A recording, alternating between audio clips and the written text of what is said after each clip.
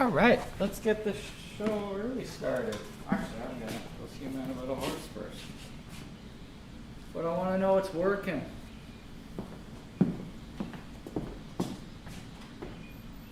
Get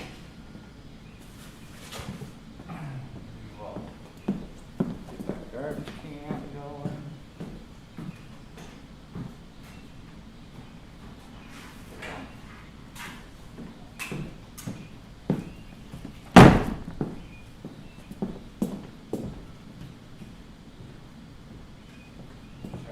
Pencils.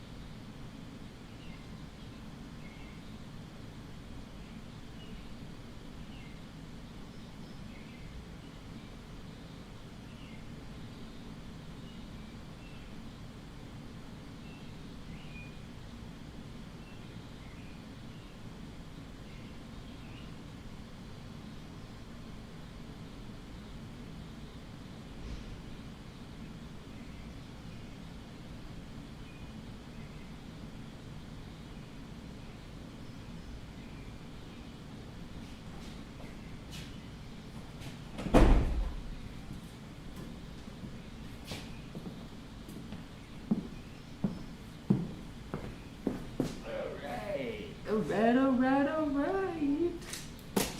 Okay. Set.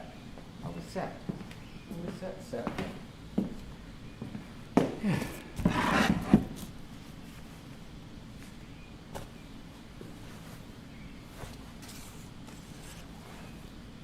Haha! Hey, I'm gonna sharpen some pencils here. Got some, but I got time. And now is the time to meditate a little. That's what sharpening is for me. Chance to center myself, breathe. I get nervous before these things. So either I pee a couple times, or I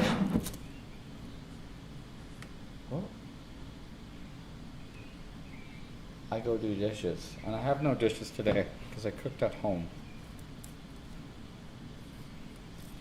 A delicious grass-fed beef taco with my Respect the Technique bacon and red onions. And then I wrapped it in a lettuce leaf with Haas avocado and local goat cheese. Now that I say that out loud, it actually sounds better than... I was surprised how good it was, guys. I suppose I should probably type a message in here too shortly, but... Put me on your big screen. Turn up the volume so you can hear the birds. And the HVAC system.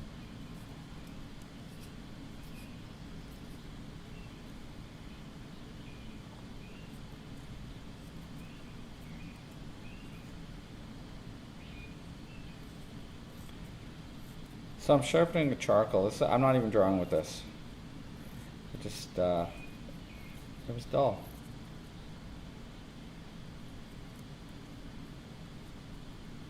General's hard charcoal.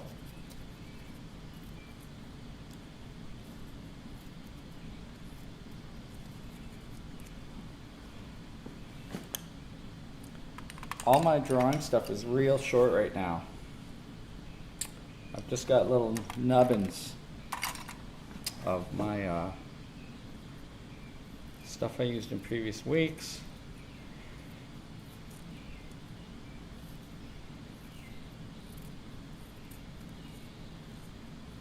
But let's get at least one Pierre Noir Conte. because we will need the darks to be darker. I'm going to mostly use wolf's carbon here today, so this one's pretty much dead. So I'll float this guy in the holder. And let's get another one out of the box. Sharpen it up.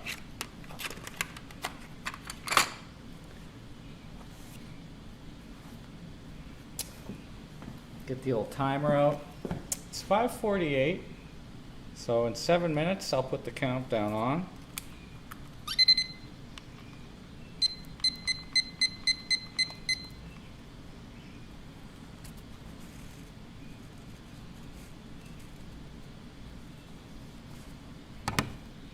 And we'll get this show on the road.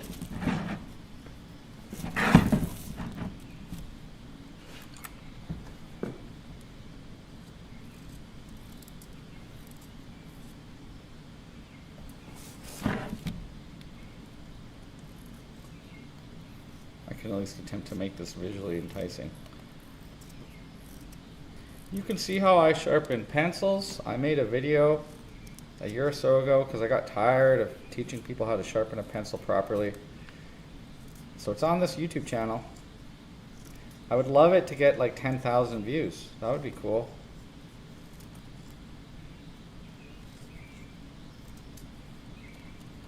I don't know how many views it has, but it's a good one. There's a few good ones on YouTube.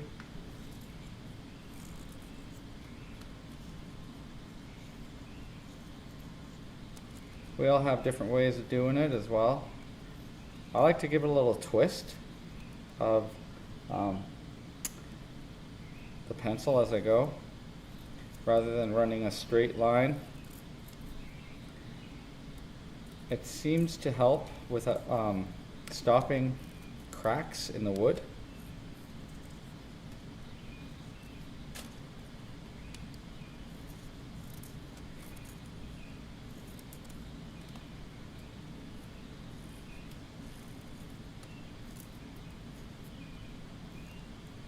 Hey.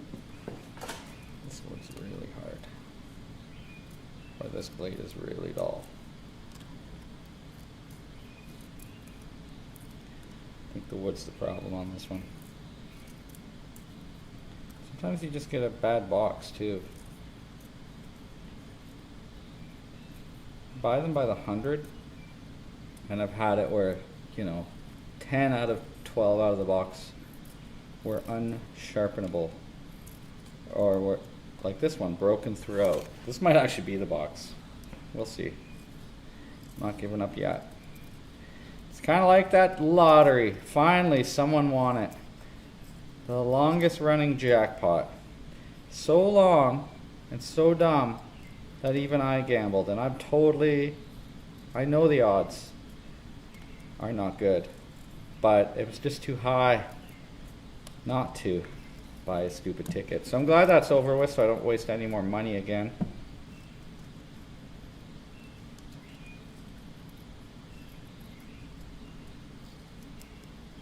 But had I won $70 million, I would still be here to do the live stream today anyways. And Calgary would have a new art center, new gallery. I'd go big on this city. We'd be rocking it. People would move here. I would go as far as like building an entire arts building where we could all live, studios. It would be insane. We'd need a pool for sure. And a secret handshake to get in the building. Some sort of arts handshake. Some sort of exclusive thing, right? For the downtrodden. It'd be like you cup your ear for Van Gogh. Cup your ear and you poke your friend's eye. All right. There you go. Enough for the messy part. The sandpaper. It's quicker, maybe a little easier than using the blade.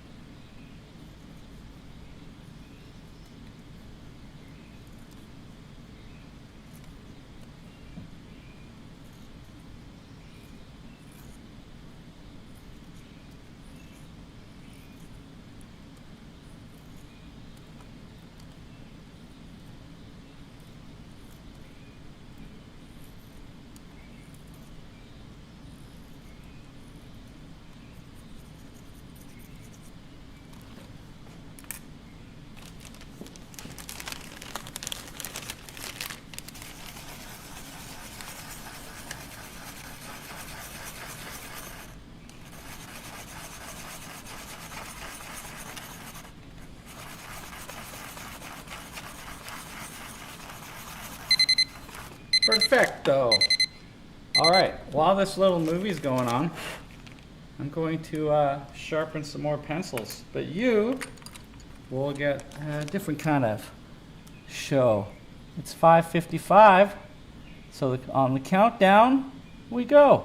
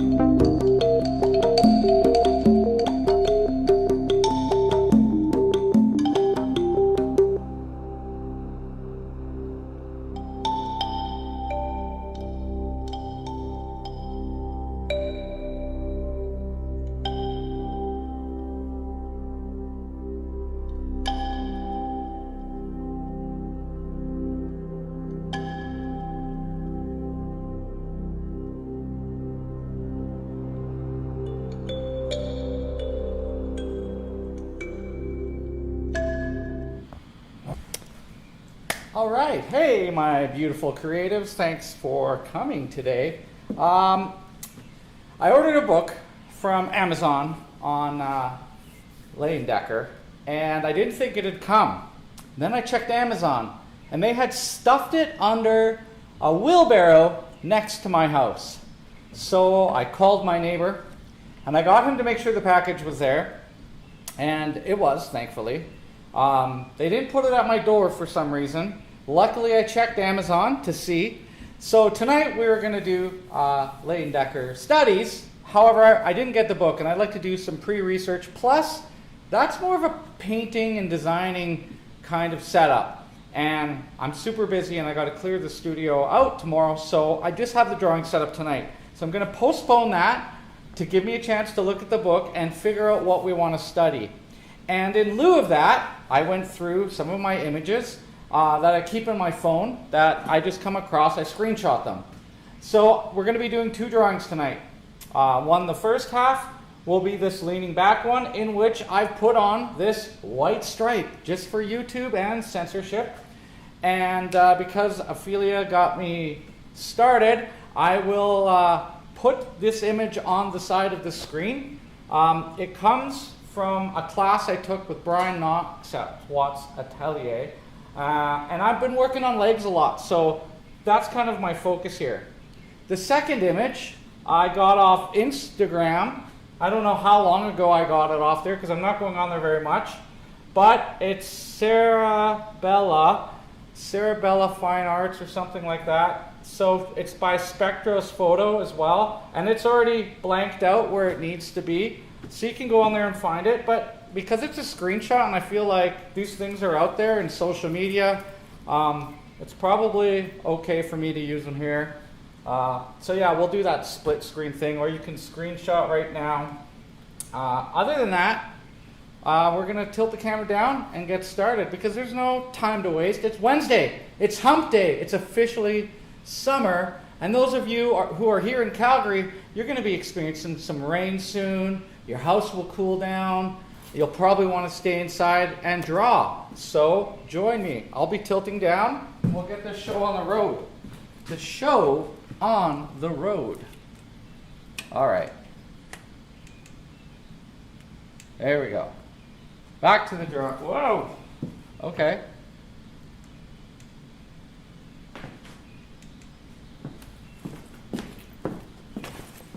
So I am going to do it as timed drawings tonight. Only because I want to keep up my practice for when bodies are in here. And I might just say what I'm going to do about that, guys. Models are contacting me now. They want the work, right? I think the province officially opens on the 1st. But I'm not ready for it. There's still a lot of stuff in the studio here and not a lot of space. I'm just going to move this camera up a little bit higher so you can see the whole screen. All right. And I need some time to book. So I don't think that I'll keep doing the live streams, and we'll figure out when we can get bodies in here. I'll eventually do a mail out. We'll see what the landscape looks like. Summer is usually really dead here, and it's kind of a money loss for me anyways. Like 2 to 4 people show up, and I need 5 to break even just on the model, plus I need to pay for the room, which is another 3. Unless there's that many people, it's not really worth it to me. So you can understand that, I hope. But we could do a special event or something. But in the meantime, this studio is full of stuff. So let me put the image up. What do I do? Like this. That's the one we're going to start with. So I'll move my camera to the right a little bit. And we'll see how we can build this. Precarious.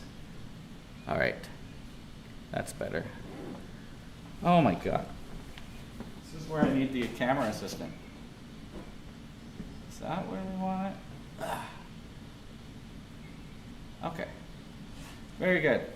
Of course, mine's going to look way more distorted than that image. I'm using wolf's carbon that I sharpened before we began. I'll move myself. Okay, so let's first determine where the top of our drawing will be and where the bottom of our drawing will be. And then I'll put in a center line. I'm gonna have to measure before I begin. These foreshortened laying back angles are really hard, but it looks super cool, right? So this is what we want to draw. Let me cover you guys. I can't read the chat right now. I'm only got image, but I appreciate whatever you're saying. So I'm just going to take some measurements and determine where this line sits and maybe a halfway point. So on the horizon. I hope you guys can see that.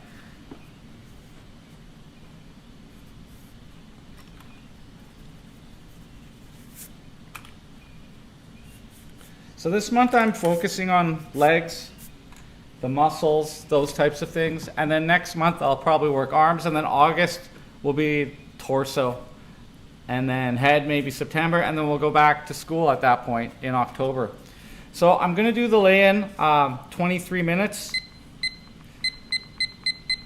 So that's Michael Jordan timing. 25 minutes is Pontemoro.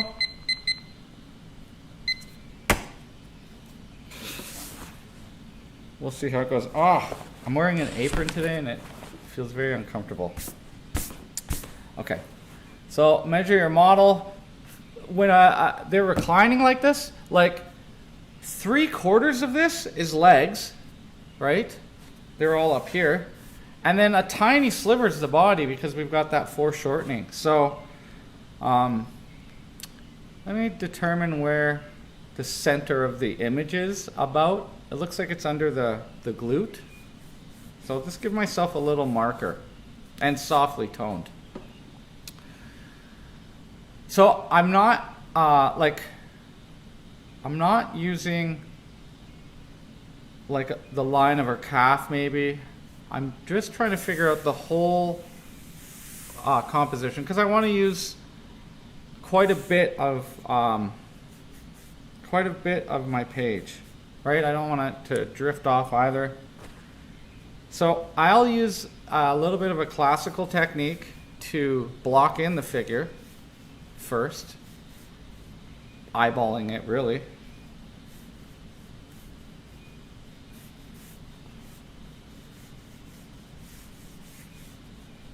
So it's by feel.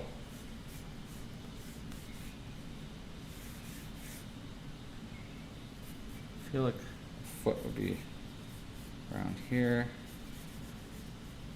And then I'll start to measure.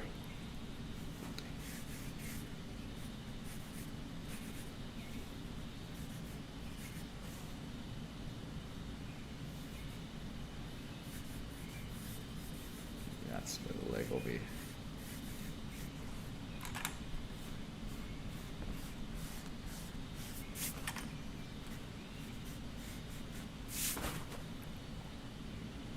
And then I'll use, comparative measurement right after. Use the back there. The arm goes down to the heel. Okay. Sure, maybe the head's right there. So that's the idea of where to get it fit. I might even move the torso up a bit. Now I'm going to find a measurement. It'd probably be like the hip to the knee and look around to see what I have in comparison.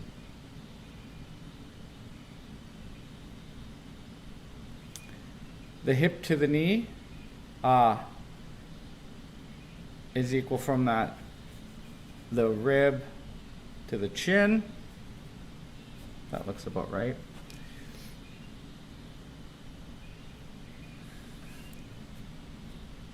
It's a little long there. I'll bring that knee down.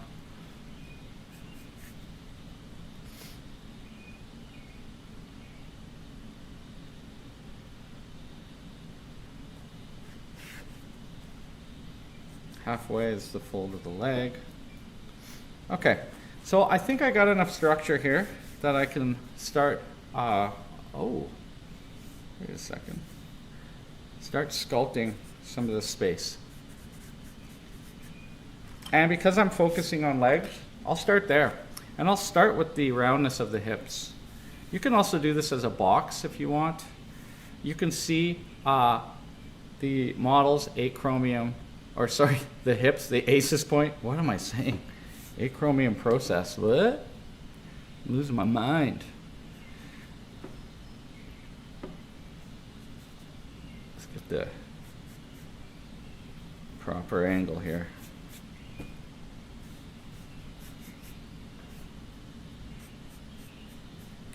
Just still feeling about, nothing is concrete.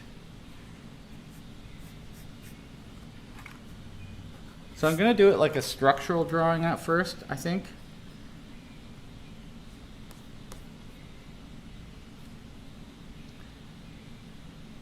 Zoom into my picture here. Around here. I hope you can hear the lovely birds.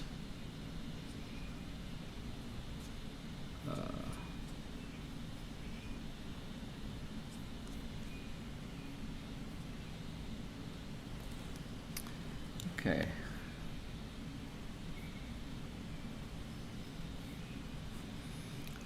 Let's get the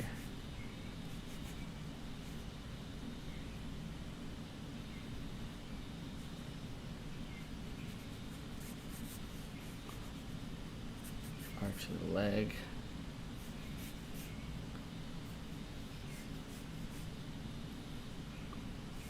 The knee is in alignment with the great trochanter. And the vastus is on the side there. So let me just try to place that kneecap.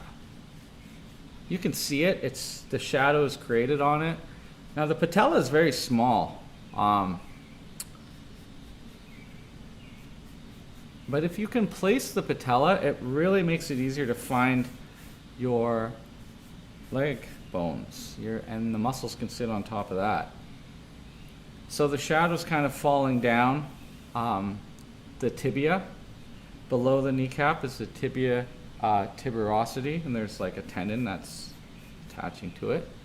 So you can see that. You can also see the side here of this bone before the calf presses out of the fibula. And that runs straight down to the ankle. So we can use a straight line here. Just going to check my angles.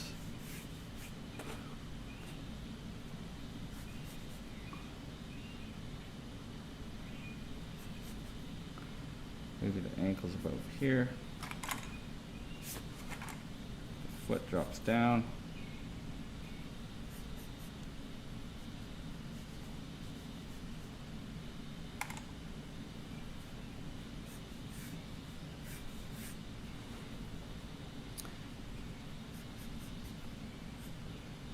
So that side bone we can see below the patella, that's the side of the tibia. And that side's curved, and it curves down toward the other ankle. So if I use a plumb line, I can find the other ankle right there. So that gives me kind of that bone. From the great trochanter, you can see there's a shadow point right there. And some of the bony mass here. That's your leg bone. Foreshortened.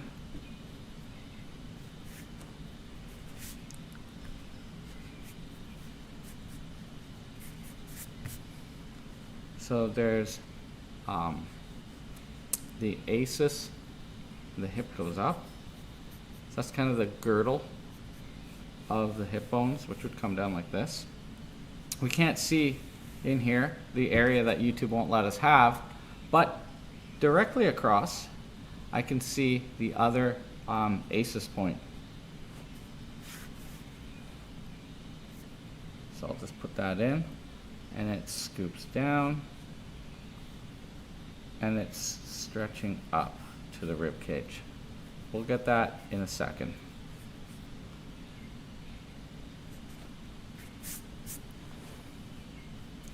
Top of the leg here actually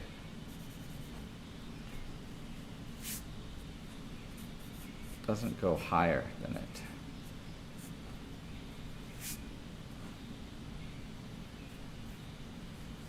Let's try that. Okay. And this leg is coming towards us, so I can kind of show like a cylinder that it's round, coming towards us. And another good place to do that is right behind the knee, so it goes over top and around, just to remind me that I've got this cylindrical form coming towards me. It won't appear in the final drawing except in how I'll shade it, maybe. Okay.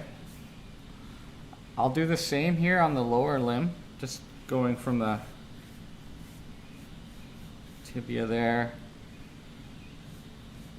where the gastrocnemius or calf will be, and then down at the ankle. It can square off. You can see at the front of the foot, it's kind of a light that kind of squares off. All right. Pretty happy with that. We'll get the other leg now. It starts to emanate from lower here, closer to the patella, maybe even lower. I see it starting, if I go horizontally from the hip bone, I see it actually start down here. So that could drop this down as well, a little bit. So the leg arches. Maybe this patella is about here. It's helpful to be able to find that kneecap. Now, I kind of draw them like a baseball base or a Superman logo. Below it, you can see the tibial tuberosity. And let's use a long sweeping line at a diagonal to get us that gesture down to the foot. There we go.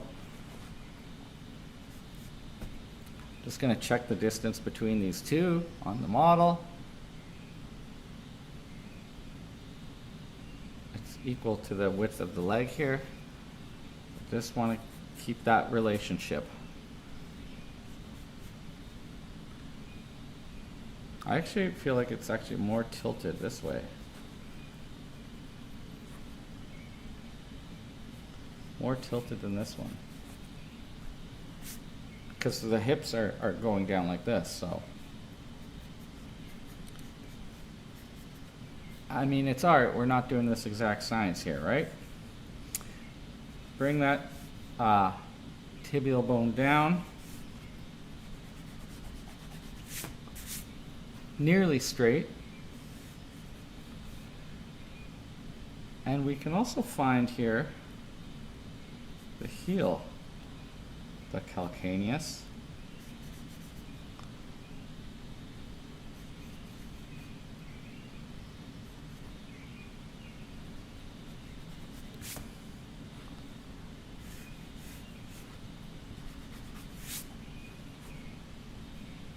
And the other side here can be the other ankle, which will be a little bit lower here.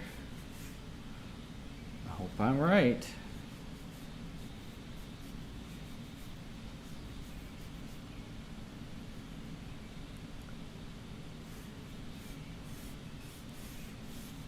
Okay. And I can look at the negative shape in between this leg. She might move this up a little bit.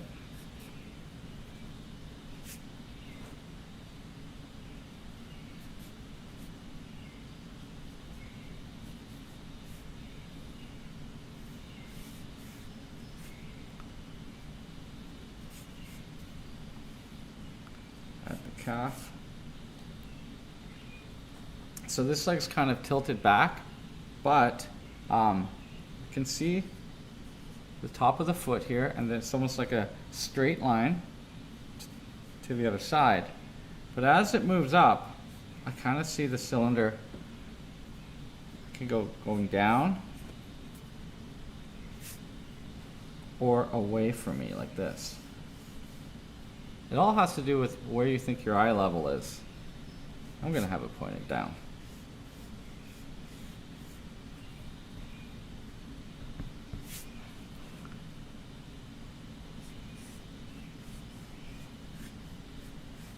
Okay.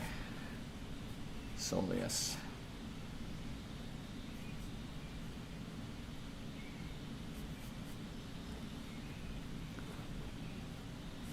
Top of the foot. That big toe falls directly below the fold of the leg, past there to the heel and down. So my first inclination was pretty darn close. So for now we'll go with it. This is we're kind of just looking for structure right now. I'm trying to get a fairly good lay-in fairly quick.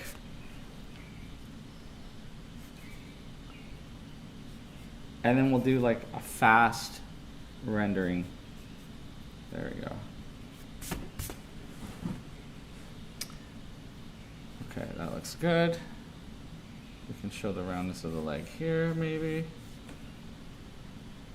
I like to do it on either side of the joint because actually the joints get quite square. And then it gets round, and then it gets square again. Maybe made that heel a little long, but we'll find out when we get moving. Just get the work down. Don't be afraid to be wrong, right? I got this friend of mine, the eraser. Hey, let me move this up. I can't read or hear comments while I'm doing this, so bear with me, kids. And I got a gravelly voice because stupidly, 2 hours ago I decided, let's look at that in comparison right now. I thought it was going to be a really good idea to have a coffee because I'm feeling a little tired. So I made my keto coffee, which I normally don't drink in the afternoon. And my keto coffee has ghee in it and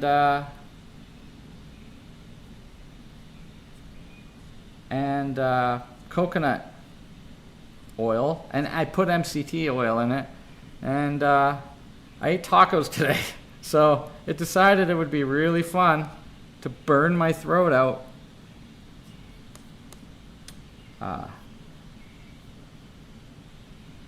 And I don't have any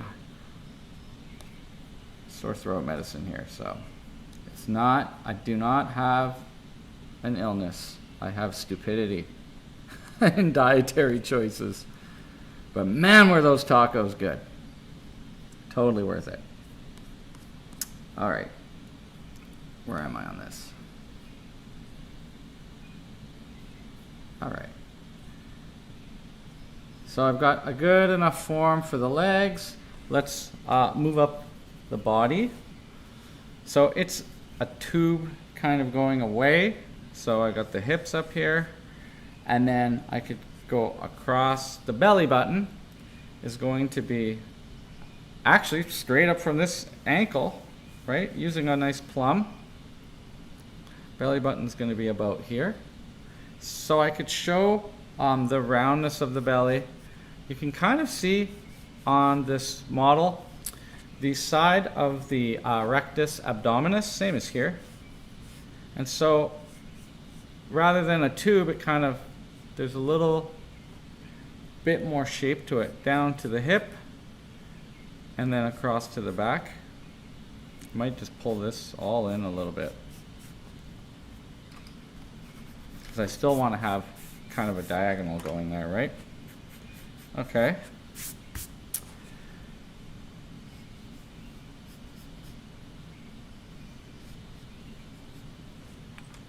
Which way? Definitely gonna move that aces point. There's the stomach. Okay.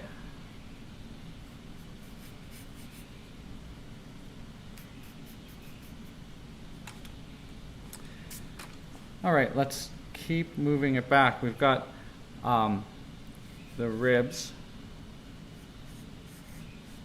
seen from underneath. I'm just following my original design.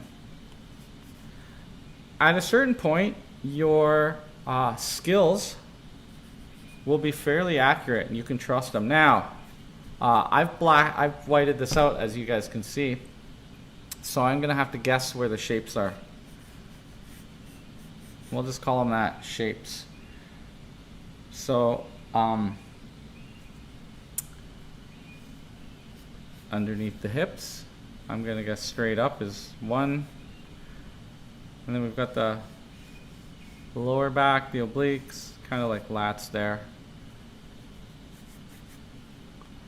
And the second shape, kind of a teardrop shape. Kind of gravity is acting on it, much like in the upright position, but now coming down. So the body's turning like this, right? It's a tube going back. I'm just gonna measure, because I don't want to have made her too tall. I feel like she's turning and she's not shrunken enough here. So her height should be equal to the, okay, we're okay. So the Pectoralis Major comes across, and that's also where we see the tendon from the armpit. It's coming from the pec right here. And that gives us our location of our arm. And so let me just do a quick gesture for the arm. And you can see a nice curving line. Got a very bony area here. So rather than just do straight lines, I'm gonna do the curve there. The deltoid.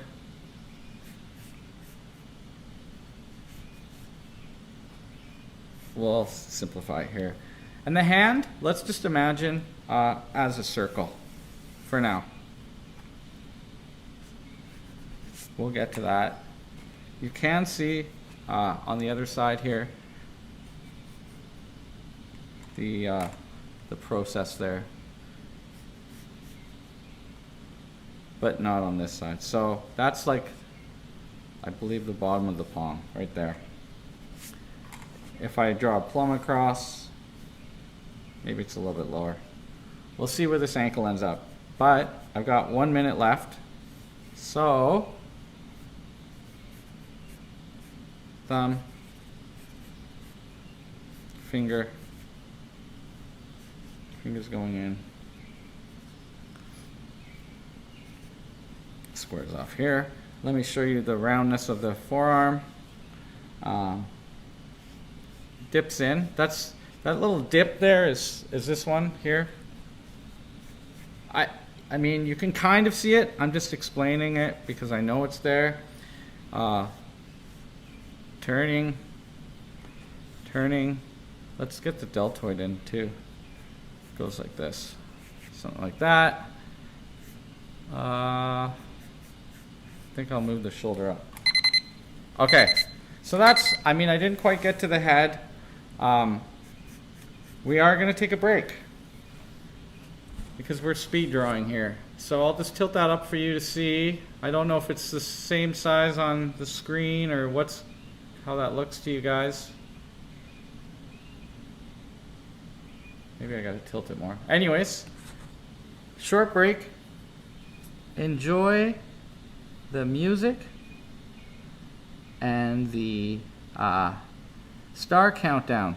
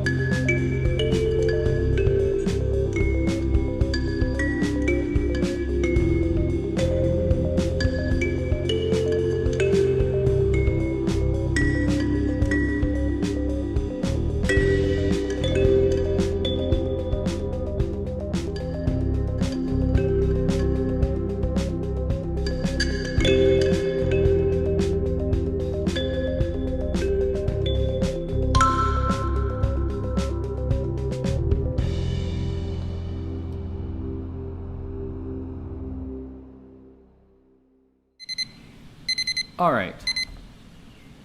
Hopefully you guys can see that. Like, it's on my screen, so I'll know in 10 seconds. There's a delay between what I see and the YouTube. So hopefully this works out. Okay, the reference is to the left. Hopefully you guys can see it now. And okay. Thank you, Ophelia, for pointing it out.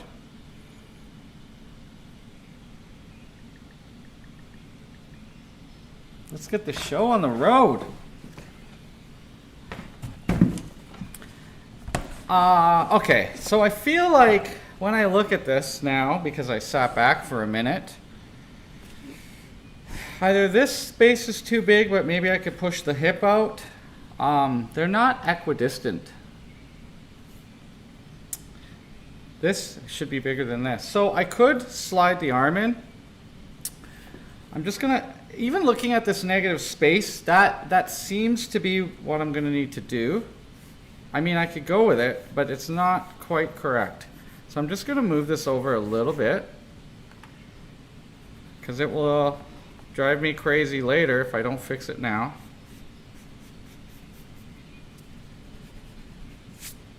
All right, let's go like that. And we'll move this deltoid up. I left the head because honestly, this angle looks really hard to me. So I'm gonna need to dig deep for that. All right.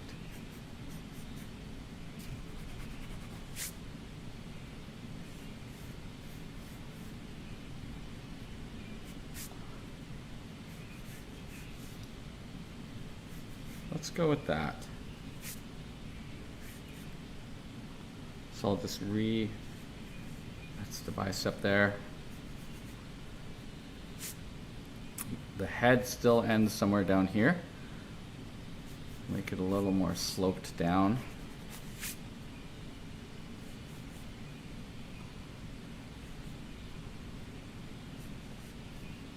I'll move this over. It's a little too dominant in the space. So, I mean, all this, I think that's enough. I'm gonna switch now. I'm gonna see if I can get this one done in one more session. We'll see. I do want to talk about some of the rendering tricks. So if you can see where the shadows are going to be, just watch how the direction of the pencil goes at first. And I'm going to switch over to my Pierre Noir just because he's a little bit darker. Rather than just erasing to lighten lines, you can just roll over kneadable eraser. I need to keep it dark on mine for the live stream. This is a little bit long, but I'll just draw with something a little bit darker. And the side of the face has a dark plane, so we'll just put some in under the armpit. So I'm going with the form if I can. This form actually, this body doesn't have a lot of shadow on it. The light's coming from this side.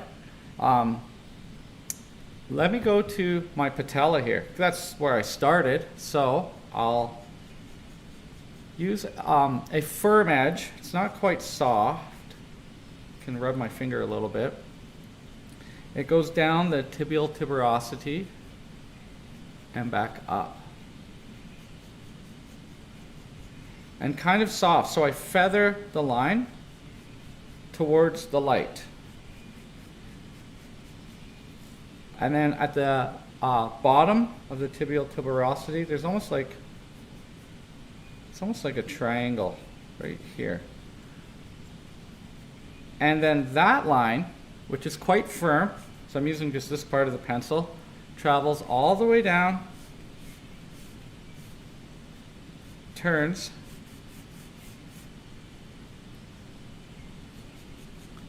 and then under the ankle here, it's more of a hard edge. Hard, firm. Because it's a cast shadow. So I'm using the tip of the pencil.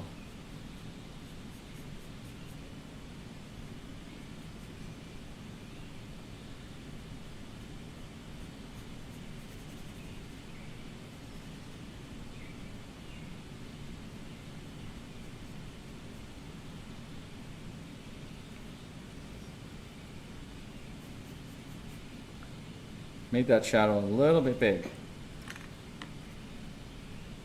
So I'll just bring it back. You're allowed to erase in this type of drawing. Down the front of the foot. So squint your eyes if you can't see it.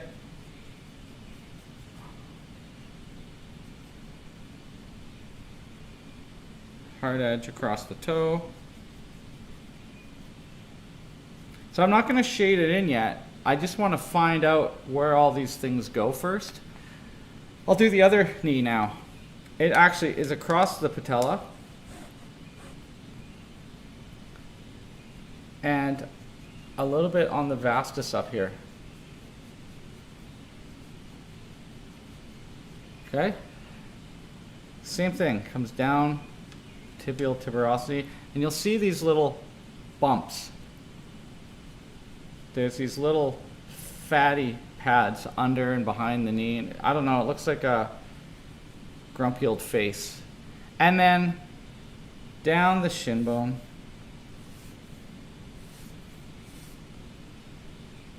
And then to a tendon. The digitorum longus is right there. And it goes from soft here and lighter to firm again. And you see that constantly across the body. I've already established in my drawing the top of the foot, going to the toe. So I'm going to draw the shapes now. So I'm not going to draw the toes, I'll just draw the shadows. Whoa, needs to be a little bit wider. Draw the shadows.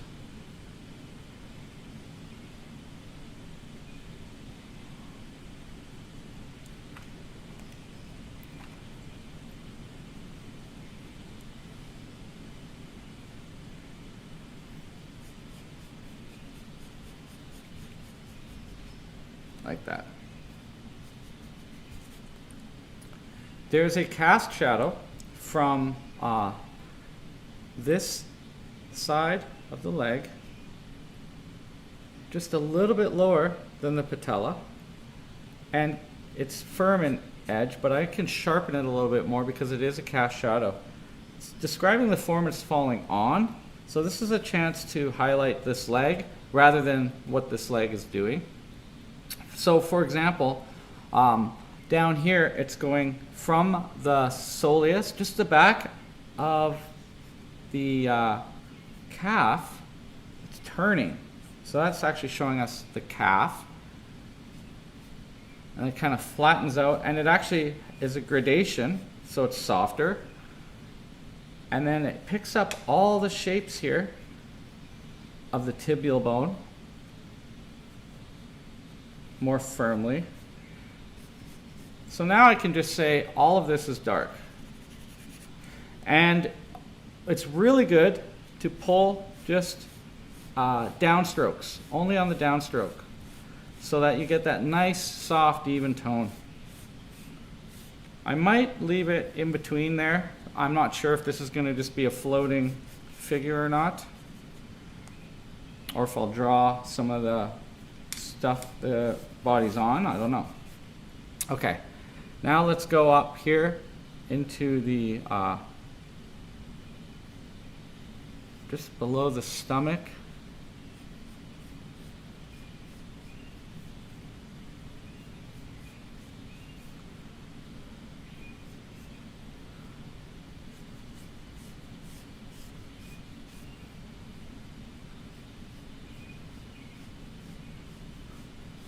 Just squint your eyes. If it looks like shadow gray, probably is.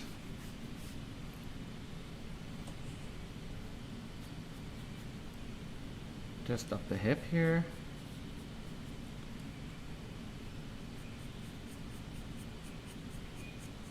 allowing it to be like a dagger stroke. And then under the leg here, so the calf here actually sticks behind.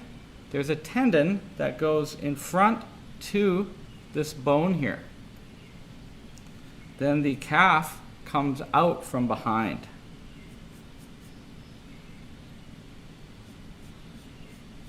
The gastrocnemius. I made the calf quite large here.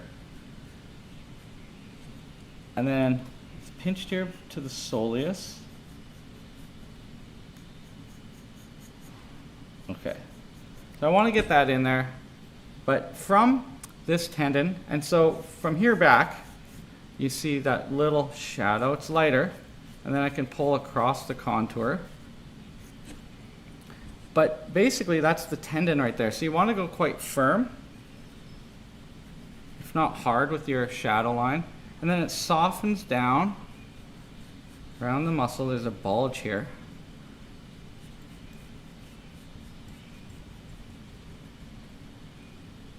So across here is your IT band. That's what you're seeing. And it attaches right up here. And then we can go a little bit firmer here.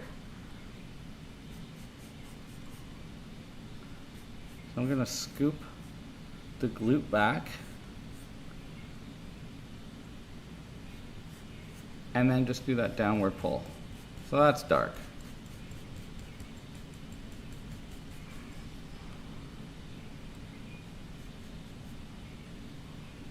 Okay. So my angles look a little wrong here.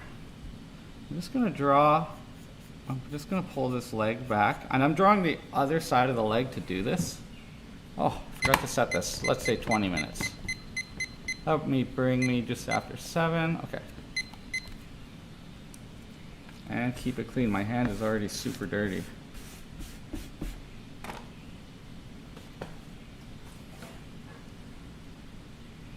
So I'm just going to get a bridge. Okay. So this is a top light with a little bit of direction. So even this mound has a shadow. And I can't see it because I've got the bar over, but be a shadow coming up here. And we could probably see the sternum right there.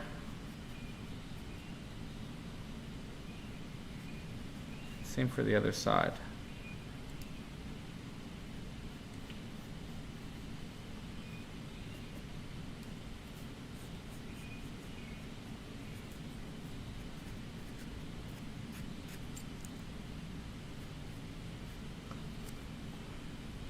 The brightest thing, so it comes down, we can see the protrusion of the rib cage.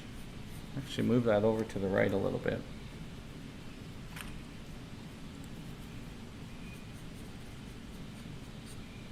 So I think I made too much space here and too much space here in mine.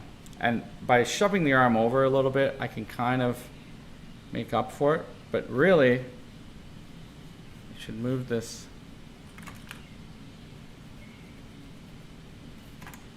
over a little bit. Move this over a little bit. We'll just try to fake it. Whoopsies, get that angle right.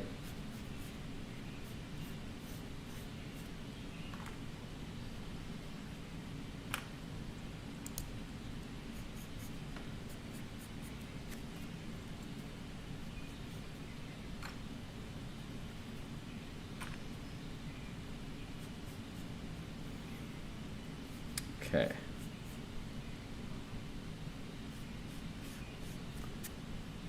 So there's some tone here. So once I get this in, I'm going to talk about the cross contour line, because when we were doing the Sabin-Howard studies, I learned a lot but didn't describe what I think I perceived. But in doing this kind of work again, I could see how to integrate the two together.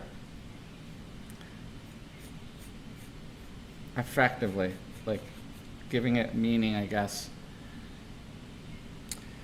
Okay.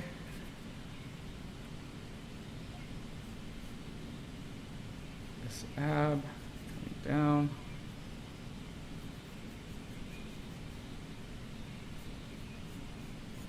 The center of the ab out.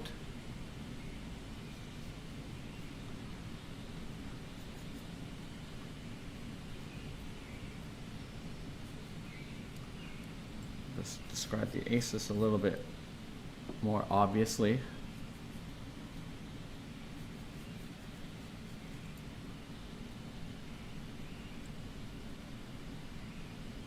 So the lower back here is kind of squished down. It's not a straight line, right? We want to avoid straight lines as much as possible.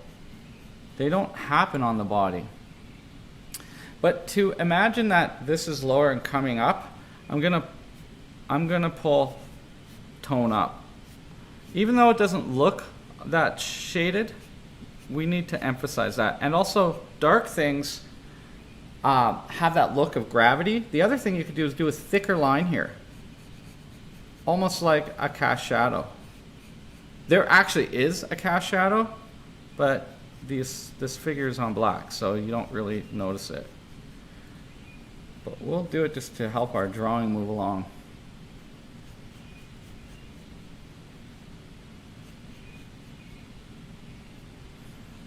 Shade the pec.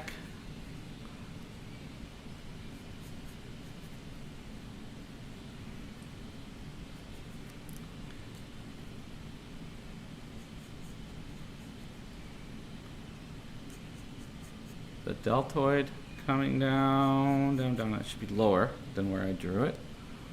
You can imagine this curve from the lat.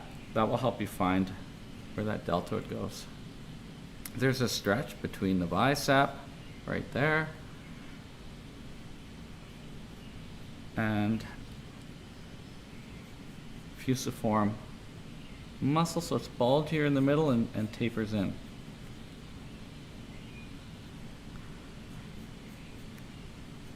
I mean, you could draw these things as a cylinder,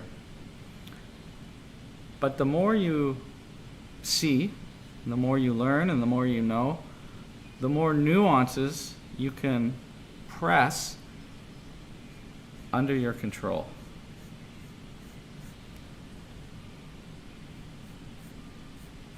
Okay. The ulna. It's a little bit rounder at the top. Pulls in, goes straight. Gave her Popeye forearms here.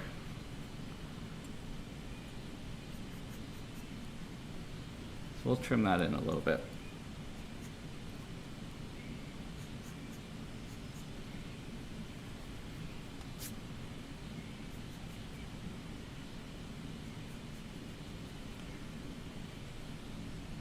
Now, it's hard to see the form, so I drew the outline, but that makes something look very, very flat. So I'm just going to pull the pointy tip of the pencil will go towards the line, and I'm just going to make some tone that will help round the form as it goes around. Now, there's no actual white on the body. Even though I don't know how you're seeing it on your screen. So there's going to be tone on everything. So how can we use some of these directional lines that I put in to create that shape? When I was teaching at AU Arts, I actually had people draw the figure with circular motions. So we want to use some circular motions that mimic the direction as if we're wrapping this body in rope or something. Okay, so it's still light, but we have this idea, you know, like I'll do it just with the tip. If I do it like this, you can actually see the weaving. And that fools the eye a little bit into having more depth. So it's across the form. And I think it's okay if it looks sketchy. Even if I rub it with my finger to lighten it, it will still maintain some of that. And I can also hit highlights with my eraser. So the bicep folds in to its attachment point here. I can darken that. I can darken this side as well. We've got to do things to increase the information for the viewer, even if we don't see it on our resource. That's where, you know, at first you copy the best you can, and then you start to learn more, and you start to enhance your work. And eventually, you can imagine an event and invent.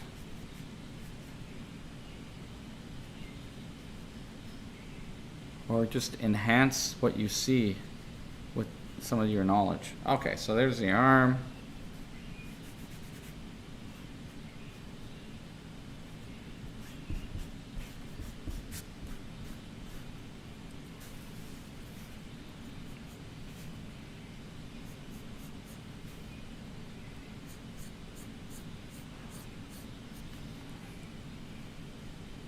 Okay.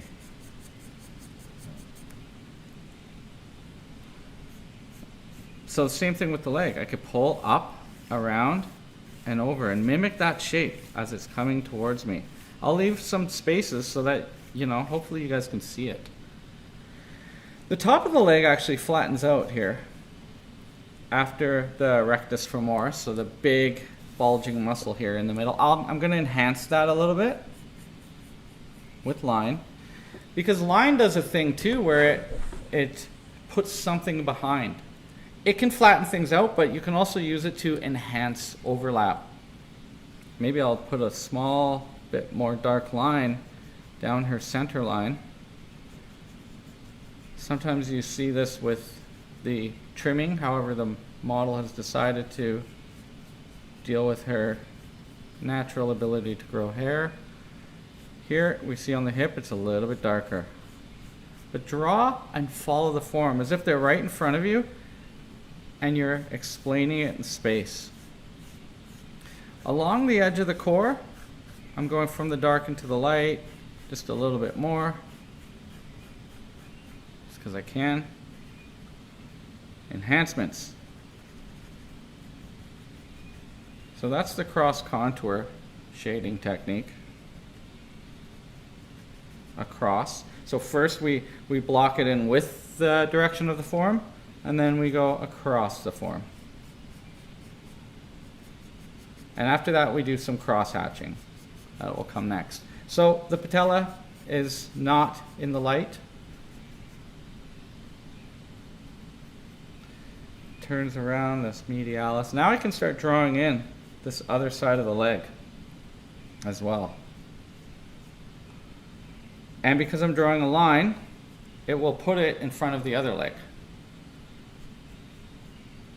There are 7 landmarks on the knee, and we need to make sure we're not just simplifying the knee.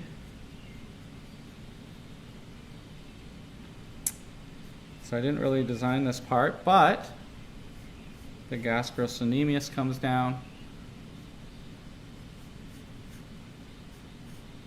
It's out there. There's another dark shadow here, and then whole tone. This is one of the darker areas of the composition.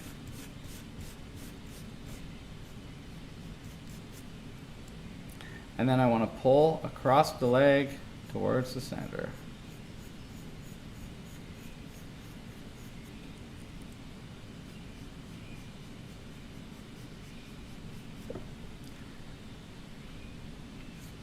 Same, just go across to where those lines are that I drew.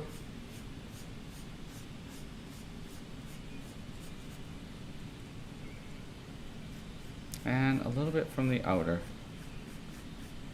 So we can erase later. All right, that's starting to pop nicely.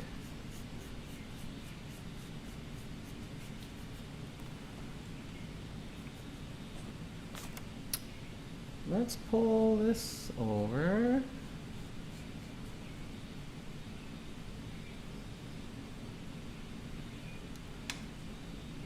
little bump of the vastus, the rectus femoris, which arcs quite high.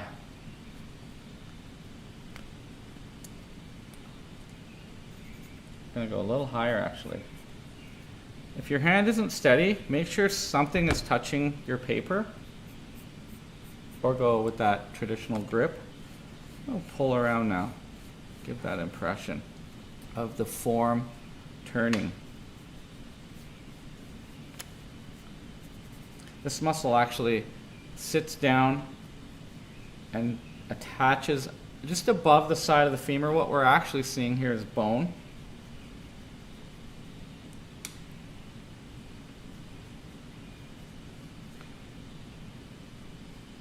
The side of the top of the femur is behind the patella, and then it kind of dips in, and then we see the side. These are landmarks.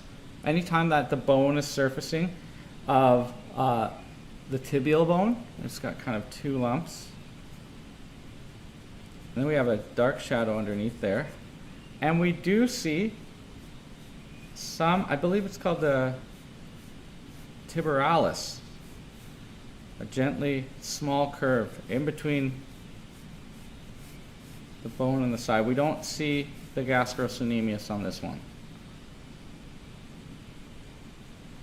Just darken there. Okay, 5 minutes, we're almost there. So if I take more time in the next one, it'll just be to do the face and hands and feet, and then I'll call it done.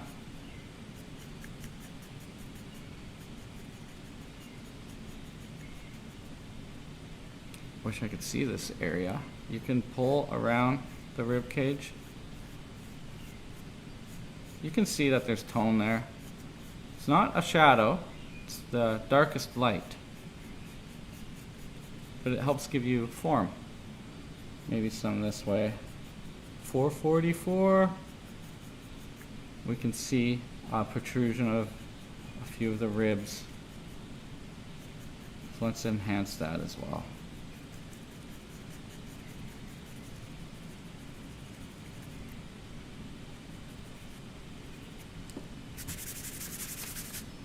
Soften it.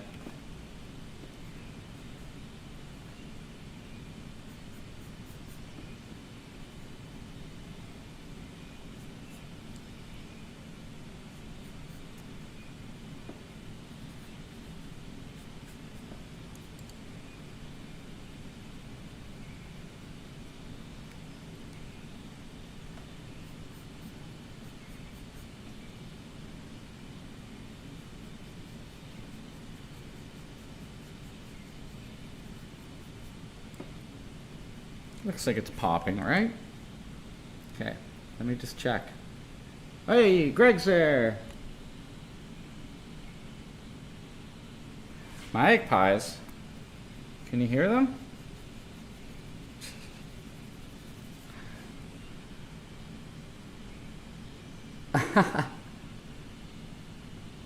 All right. I'm just going to clean up a little bit. It's always good, I think, to go back and intensify the core. Not quite pure black, but pretty dark. We as artists, we can only really control the dark. I can't make my paper any brighter, but I can definitely push the darks as I see them. And also maybe only have 2 values in the darks. Don't go crazy with that. I had in the past, I loved like 5 values in the darks, but I mean really you can't see in the dark, so you're not going to have a lot of detail back there. It's fun in painting and drawing, maybe it's not as important. And presumably we're studying drawing to get better at painting, which is why this device is kind of a brush shape. Just going to do some wiggling around here, make it all nice, and of course darken the cast shadow. the cast shadow helps something pop up. And you can see this cast shadow in the reference has 2 values, so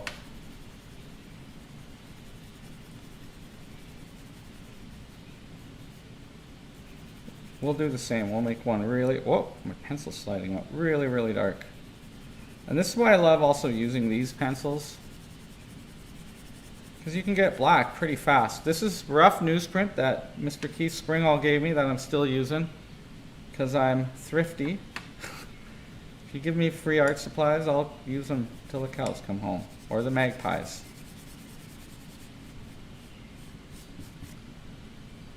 Maybe I'll pull this leg over. This leg is further away, so it also has more tone on it. Rectus soleus. So that's starting to pop out, right? That's what we're after. Soften some edges, and then re-bring in the core.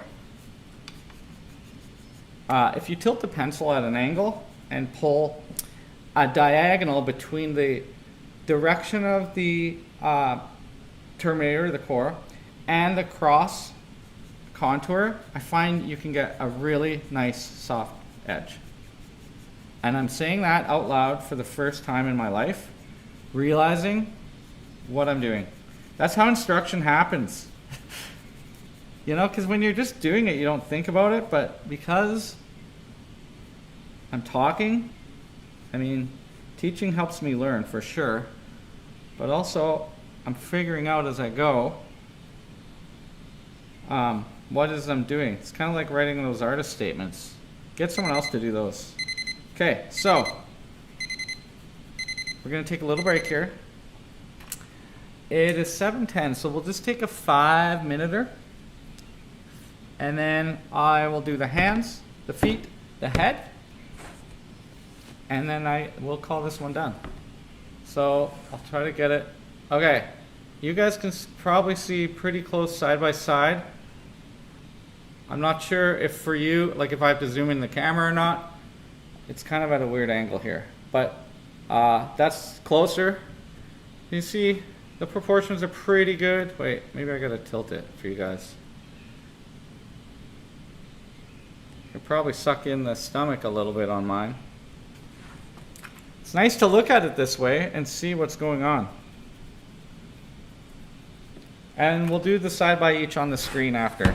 So let's take a little break.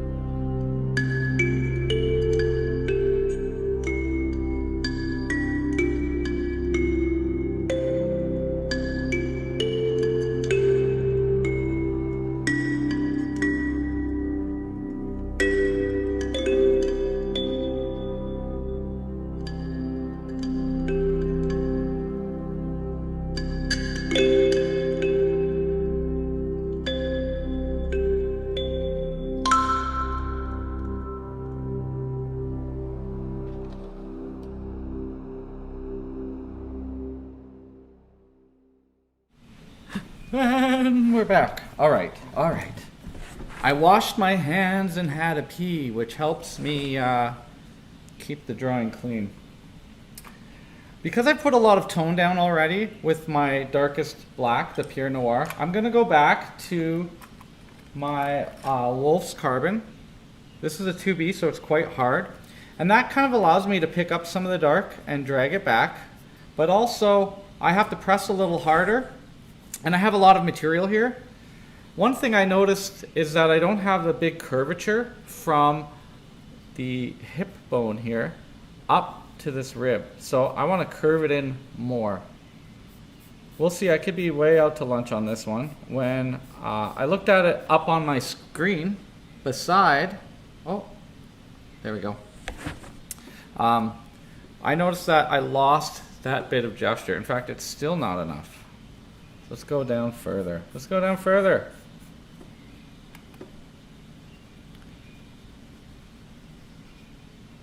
Okay, I'll go with that.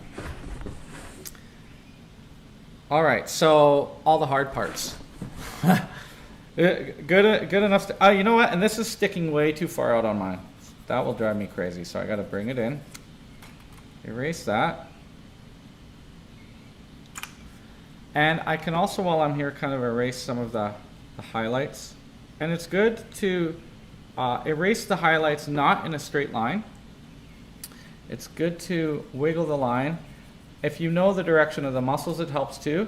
And then I'm going to use a little bit of crosshatch. Now, I feel like me crosshatching is kind of pointless on this live stream, because when I've watched I looked at the live stream after the fact, it really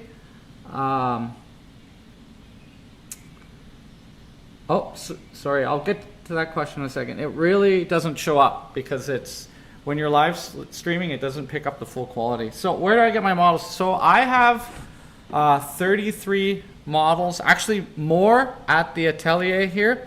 You can get models on Model Mayhem. You can get these types of photos from Croquis Cafe. You can buy photos. A lot of the photos I've used in the past ones are photos that I've taken. You know, anything that you see on the internet that's out in the public or whatever, I feel like if someone's posting their pictures of themselves, like, you know, it's fair game. Give them a shout out. I don't know who this model is. This photo was bought in a course.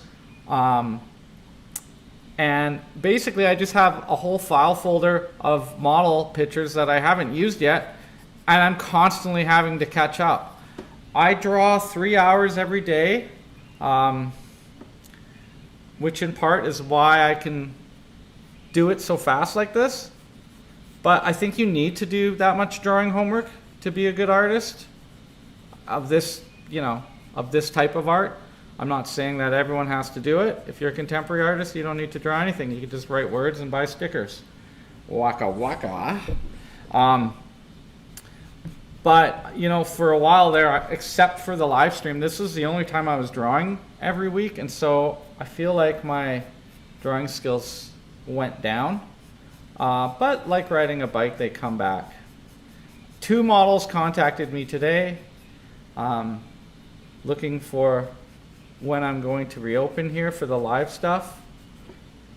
So the thirst and excitement is coming forward. Okay. So sometimes it's nice to actually draw some crosshatch. If we go back to how Sabin did it, I mean, I'm kind of incorporating that into my work now. I love how his stuff looks like Michelangelo. Both guys are sculptors, so they're really showing sculptural form, which is kind of what I'm explaining by doing this cross contour line now. In some of the earlier drawings that I was doing more of an Atelier method. This is a little bit more designy and a little bit more illustrative, but I like it. I don't have a style yet, I don't think. I think all of us have a style because of what we're capable of and how we see things. Like, you already have a style, but you figure out what you want to draw, how you're going to tackle it later, as you go, you know? So even now I'm not really drawing just only my style. There's so many people who've taught and gone before me. But because maybe I always draw the legs too thick, or I put the stick line on, like it looks more like a Batista than anything else. But I love copying, because if those people aren't available to teach you, you can learn a lot by just sitting with them, their work, and figuring out how they solved it. It's like looking into their mind. Just lighten that up a little bit there. So don't be afraid of finding styles you like and then learning from them, copying from them as much as you can. And if possible, you could take a class with that person. You could buy so many classes by good artists online now, or their books. Lots of artists have books on how they do stuff. I wouldn't suggest overloading yourself though. It's a sure way to get nothing done. You know, taking on too much. I was thinking it'd be nice just to, you know, I do this every week, but to actually put forth a challenge before we reopen the school, so that people can get a little bit of practice in before, you know, hanging out with one another. Okay, I'm doing that cross-hatchy thing, but what I should be doing, because of the time I have, is a cast shadow under this armpit too. You just find more and more details. Is doing the face, hand, and feet, the hard things.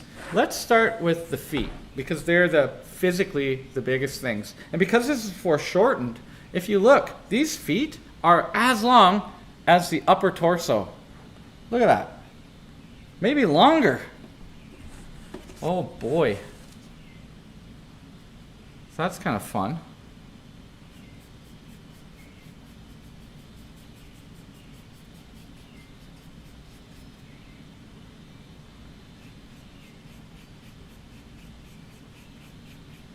Okay, okay. Great. All right, so this back one, it's smaller, but I got some shapes wrong on it. The ankle, tendons or veins. And then it softens out.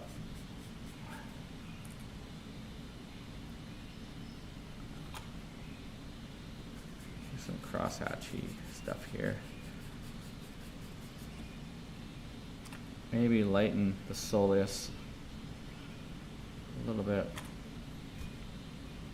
and then go back over it with a curved line. It's okay to have these like graphical parts, these little lines. It's a drawing after all.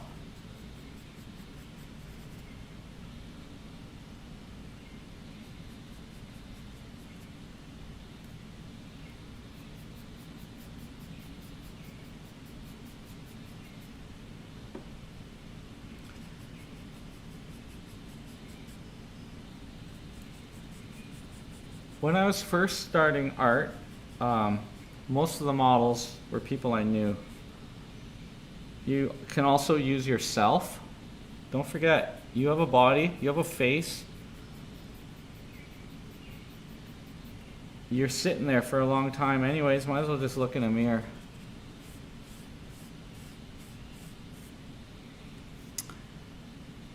I should crease that. Couple more lines here. Okay.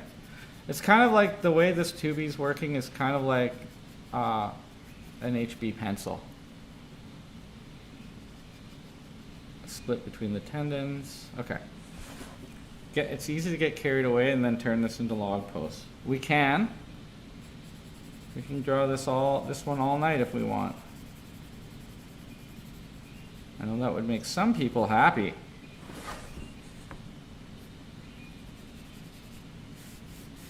but I feel like the process of laying it down, because once you start rendering, it's just like finicky work. This is usually a long pose night, so I would spend the full 3 hours on this. It's only 7:30, like I'm halfway. I could get this done and do another and get more capability of study. This is not drawn in the same way as a short pose would be drawn. That's a whole nother beast. That's what we do here on Tuesday nights regularly. Because I'm not drawing the background in, I will be putting a hard line in here on the outside. It's not realistic. It's got its own kind of cool style though. If you don't know about something, or if it's something is considered ugly, it's best to leave it in the dark. When I was working in the movie industry, when we filmed balding guys, we would not backlit their ears because it would make them look like a mole. It would light them up. So we got to think about the same thing. So we always said if they're bald or they got big ears, you hide it. You hide it with light. Well, our drawings can hide it with light too. A little pinky toenail there. And then don't draw the toes. Draw how you perceive the shadow shapes. Think just abstractly. It's funny that abstract art, which officially came way later, it's based in nature, and it's very much what even the old masters were doing when they did their E prematura or their color blockings. That's abstract. It's simplified. It's just how you worded it, you know? It's how it was done. Okay, long curves. I haven't studied the feet in about 2 years. I feel like I'm at that point in my life where I need to refresh all of my fundamentals. Because even on this live stream, how I was like, you know what, those legs are too thick, or I was seeing that I was having issues, and then I spent the last 2 weeks studying only legs.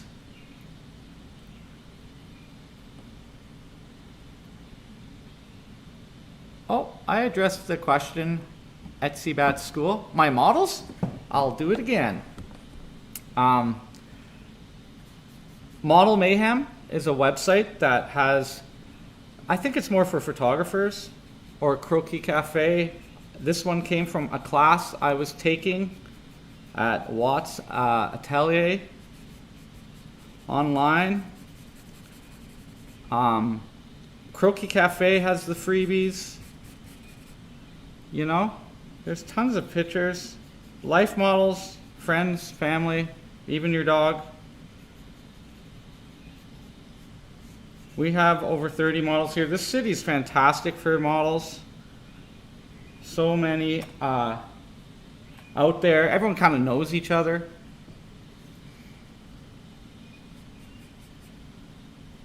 And then if you go to like a drawing event, it's not out of the ordinary to make friends with the talent. And you can ask them to model for you privately often. I mean, don't be a creep about it, obviously.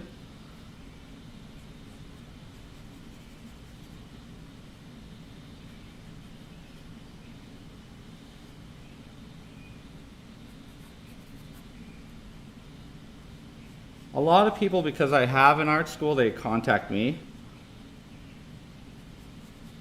And often when a model is modeling for the first time, I'll use them in like my morning session or a class session. So those sessions happen to be very controlled by me rather than an open session or a session run by someone else, because I don't want to leave someone with the responsibility of dealing with any issues that might arise. Knock on wood, we haven't had too many here. Got to make sure the models can sit for the period of time that you need for whatever poses. They tend to come up with their own poses anyhow. You know, they know their body best. a lot of the models that I've used here, lots are dancers or fitness people or yoga teachers. And what's nice about that is they're body aware people. If they do yoga, you get those nice stretchy poses.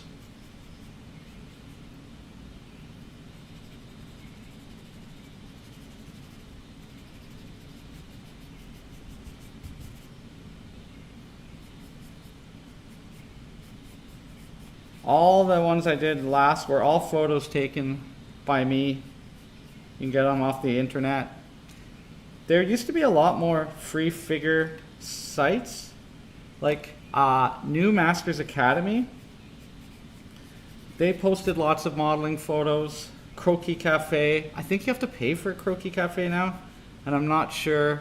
I mean, you know, it costs a lot to get photos of models. I bought some off of Proco.com. There's lots of resources. Another fun thing to do is go out and buy a bunch of weightlifting magazines. Weightlifting magazines are sweet because the figures are like extreme figures. If you want to see and learn the muscles, go with the bodybuilders, even though it's kind of grotesque at times.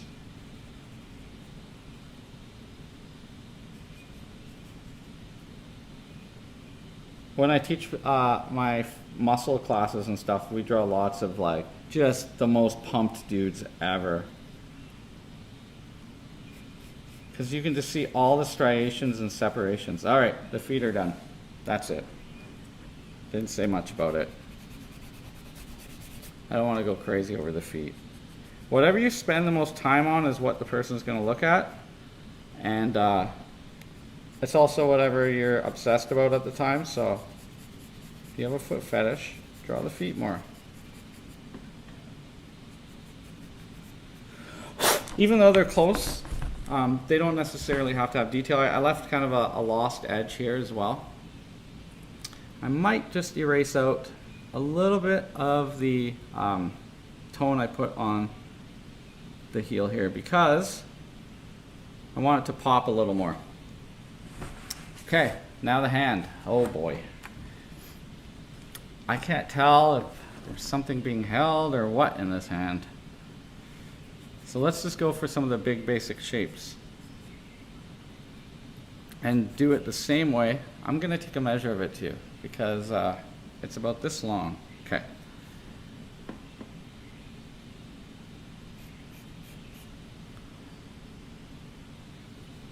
think that's the finger.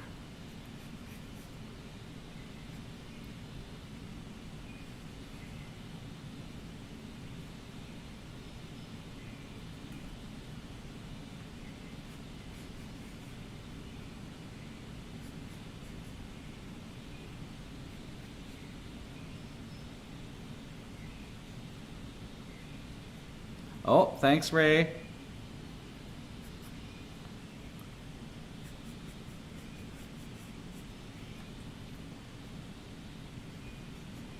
Just kind of doing it straight ahead.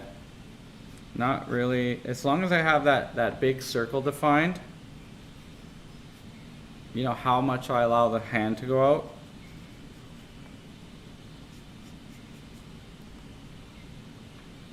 Drop shadow. Sorry, drop shadows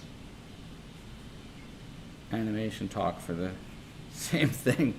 Cast shadow. Cast shadow.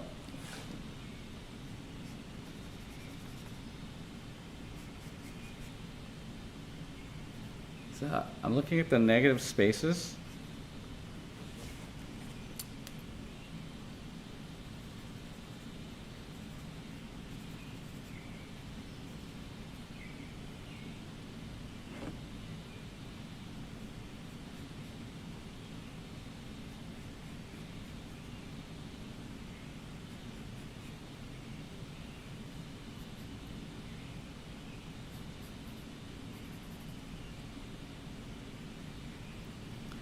So yeah, the negative space beside the hand is where the finger comes out. I can't even tell the difference where these two are separated. So I just gotta put in what I can see of what's light and dark.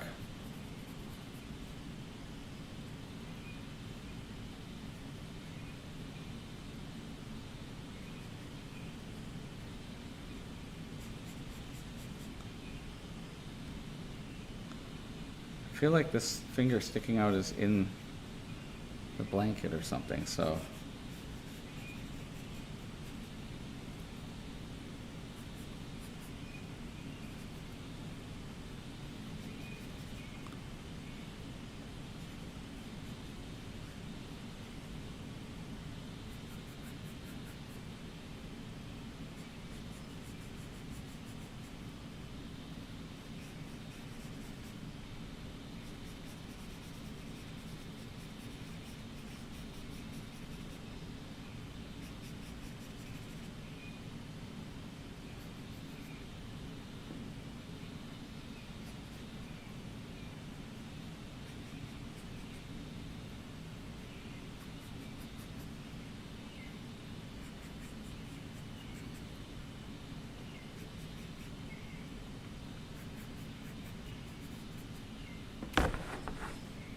Sure.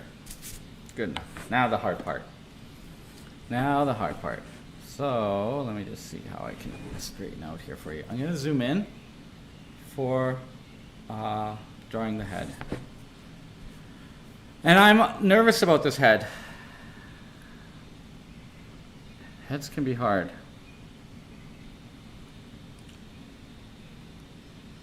So I'm just going to take this off for a second and move my whole drawing situation. There we go.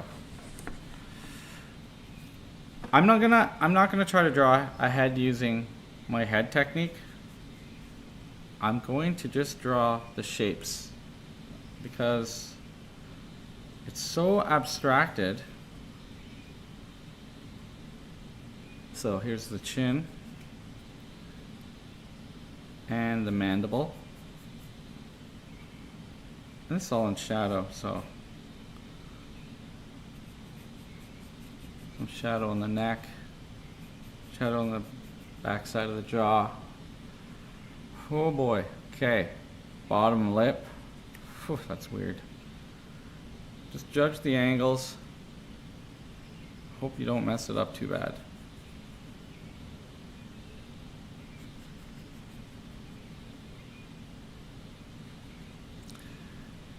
It's not even like drawing a face at this angle.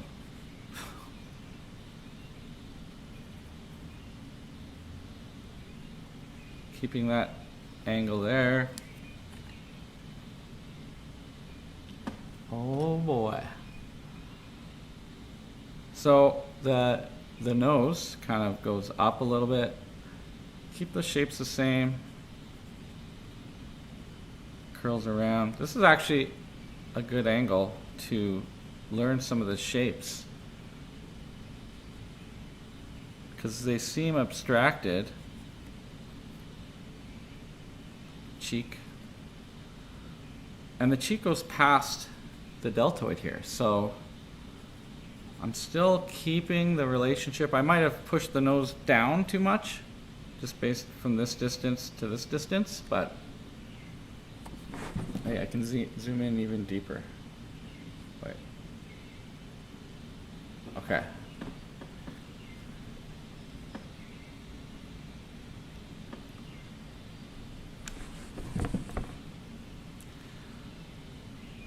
The top of the nose, the bridge of the nose, is all in shadow.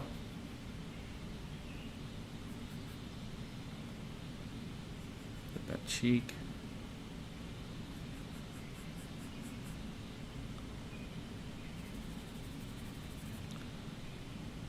So if I look at the armpit here, I can kind of draw a line through this angle. Just going to do a little bit more crosshatch while I'm right here. And from the indentation of the deltoid, my eye comes up. And oh man, I mean this eye, it starts way down here.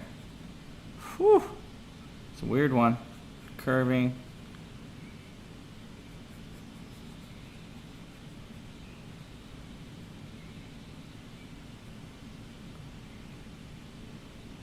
And then the brow. It almost touches the nose.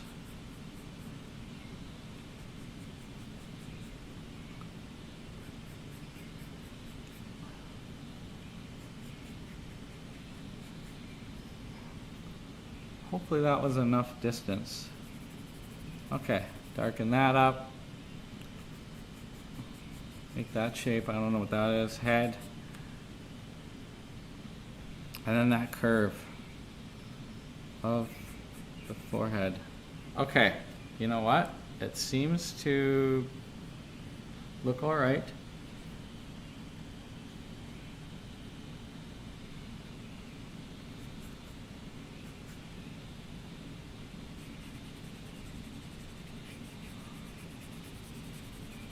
All right, we'll just put a little dark there. I don't know where the hair's going here.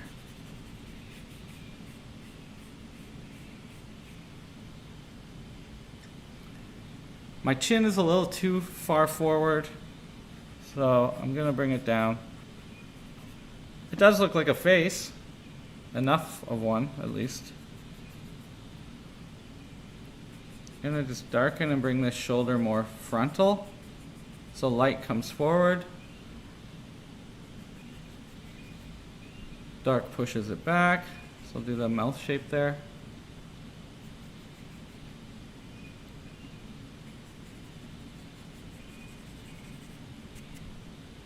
Good enough. Good enough. So, let's move on. Okay, there she is. She's floating. You know what? It is nice when a figure is like this. We'll put some ground, some fabric at least.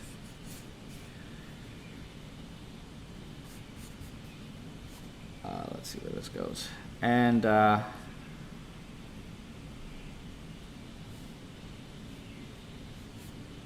there is a couple shadows here. Cast shadows from the feet.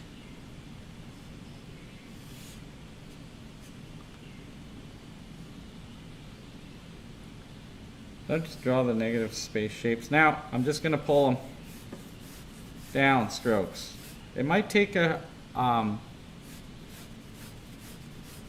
few passes. You don't want to press harder and break your pencil. There is no lost edge here.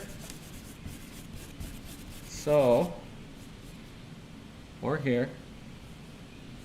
So I want to make sure I kind of press the tip in and then pull across.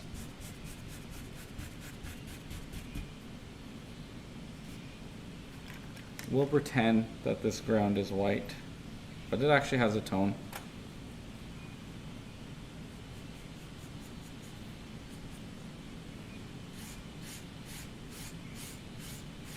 There's the ASMR for the night.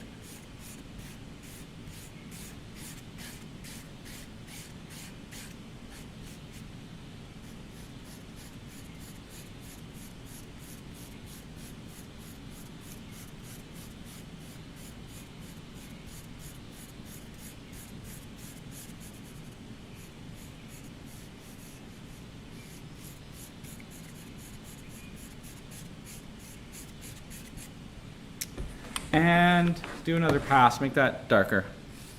Don't press your pencil harder because you'll break it. And rotate it as you do this because it's making it come to a nice sharp point.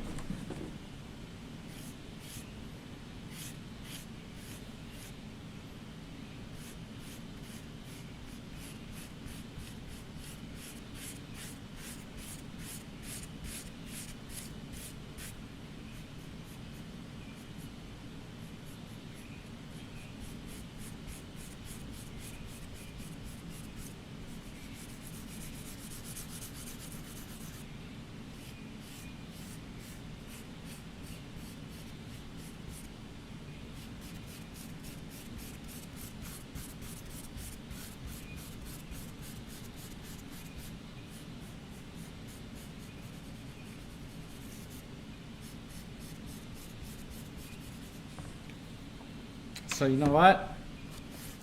Time-wise, I think that's good enough. Throw your signature on it. The date.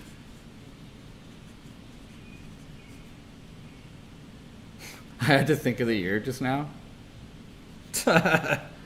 Okay. And let's quickly do a side-by-side up on the big screen here. And then we'll move on.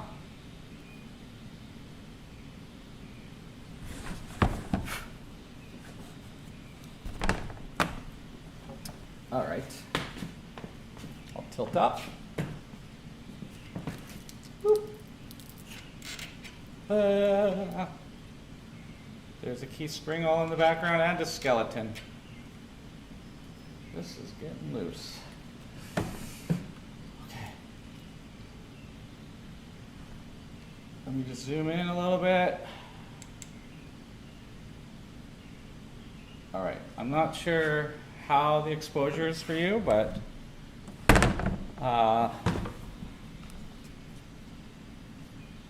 let's hit the fader. There we go. And I gotta move that screen. Okay, there we go. I want to see it. I don't know what it's gonna look like.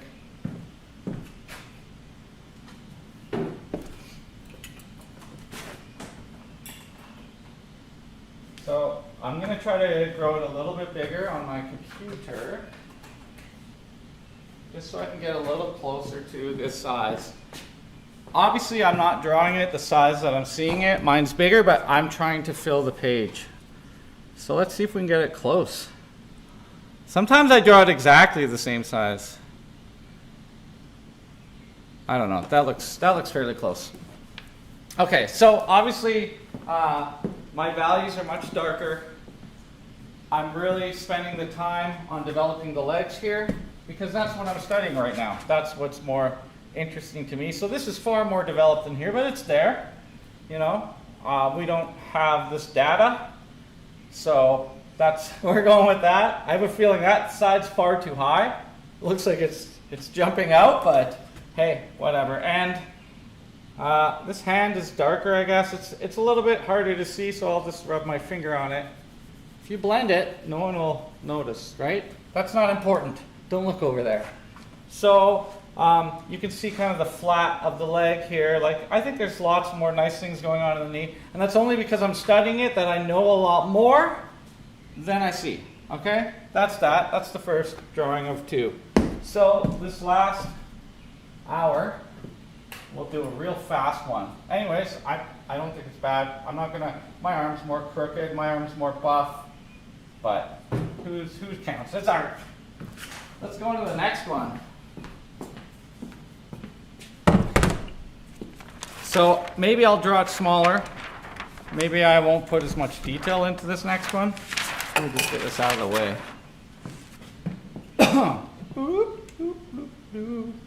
Zoom out. Okay.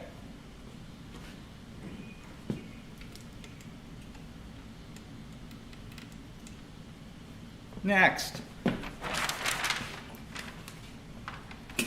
We'll just add this to the pile.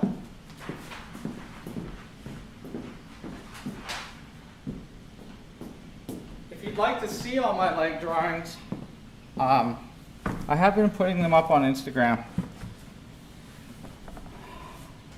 I'm kind of back on social media a little bit, only because I feel like I've got positive things to share to motivate people.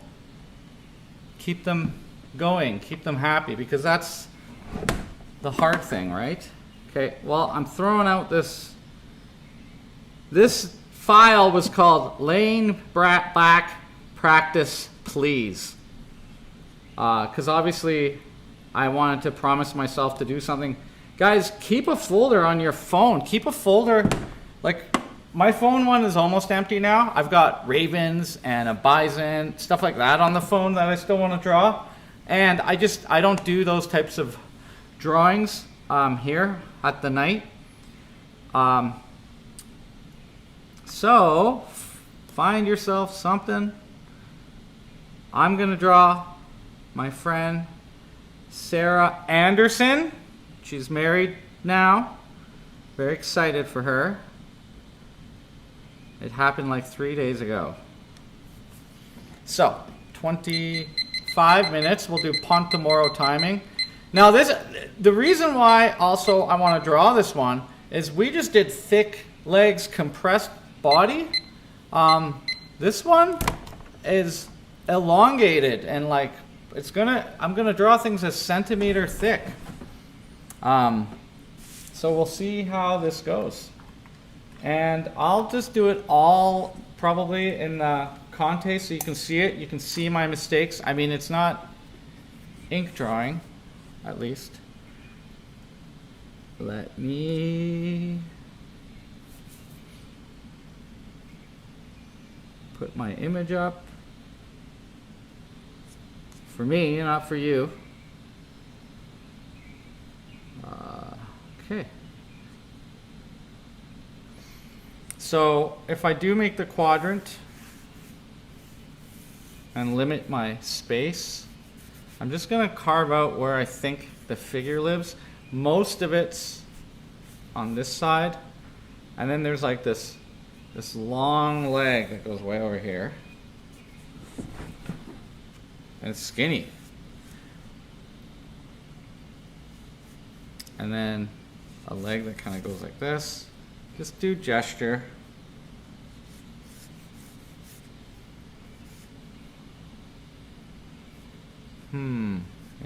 Maybe that's got to be lower. Shoulder, hand, knee, shin, ankle.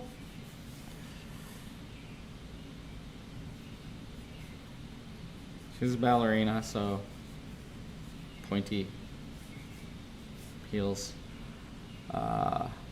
knee. I'm just triangulating all these things. Like I see a line in my mind and I just move it up. We're going fast. That's the way to do it.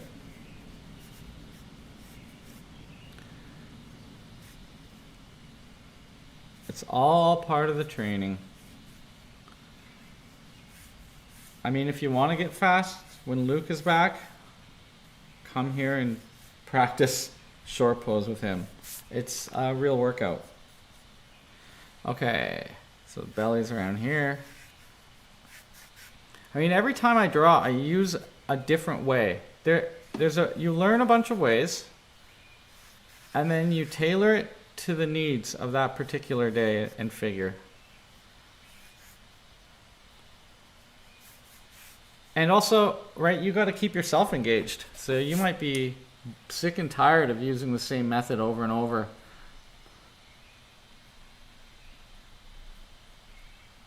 Just a second, I gotta load this file in. I'm using OBS, so there's a few steps here. Okay, wait, there you go. There you go. Screenshot off my phone from Instagram. I'm glad I figured that out, at least for you guys. My good friend who's on here, Jeff, who's an amazing photographer, he worked with, we hired a model, so we'll have some of that reference available as well. The rest of it you can actually get off my website. There's all the images I draw here. I put on the website, Atelier Artista. I think it's under the Livestream page. And also I have some images for sale. So if you're really looking for something, we probably have it for you. Okay.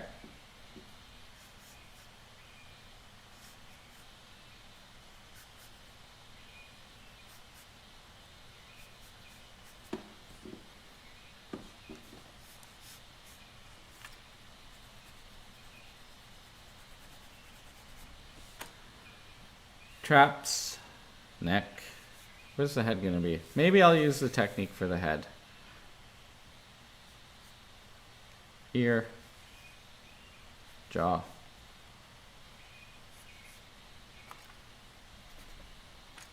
Shoulder girdle, arm.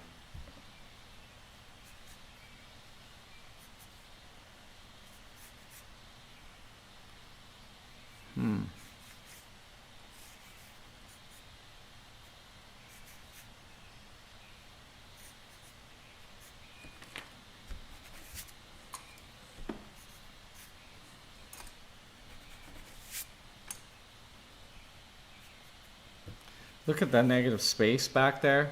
Obviously mine is not quite the right shape, like where the light's coming through.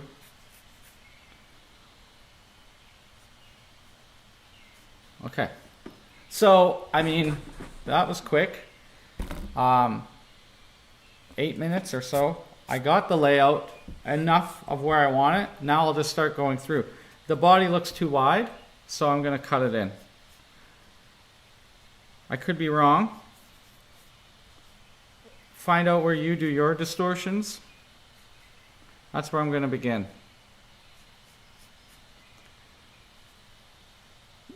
Often I say just go head, chest, hips. But I'm just going to start blocking the shadow shapes in. This is how I would do a painting. I wouldn't necessarily draw everything out. Just jump in.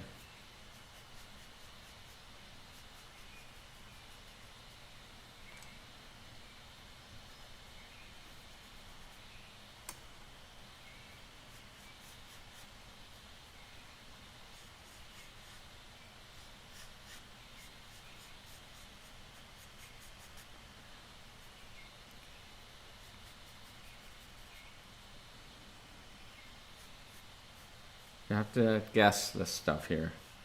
If you draw long enough, you can make it up.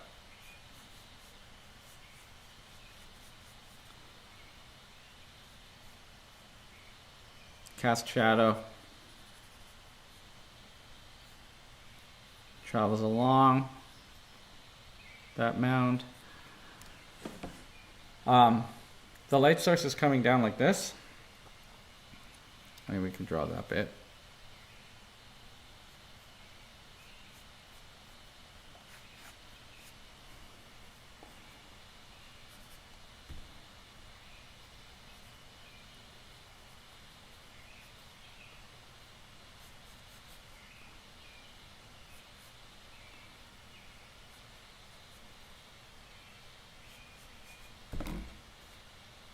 So in alignment, I don't have quite enough horizontal space here. So I kind of like check my measurements that way.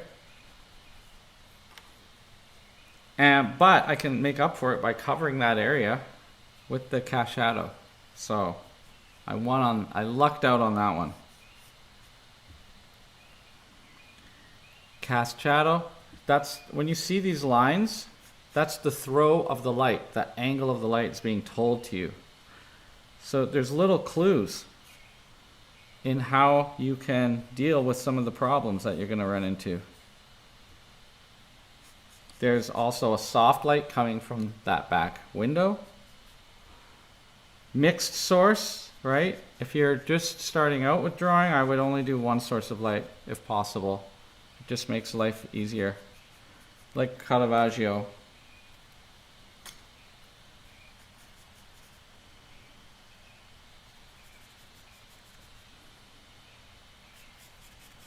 The center line of the body.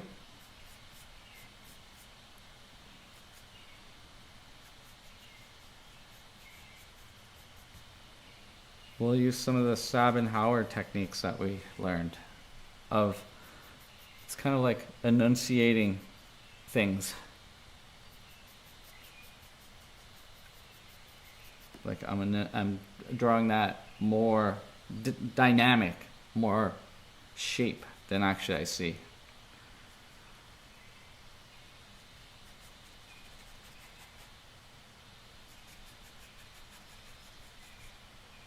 And it's gradiated, it's soft, so just rub it.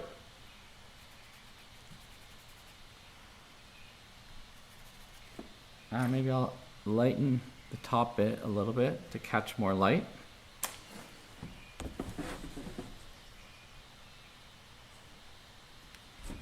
Right, so that looks about the angle.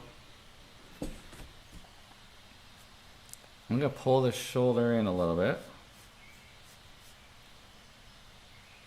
And it like points almost to the navel area where they park the ships. Okay, elbow.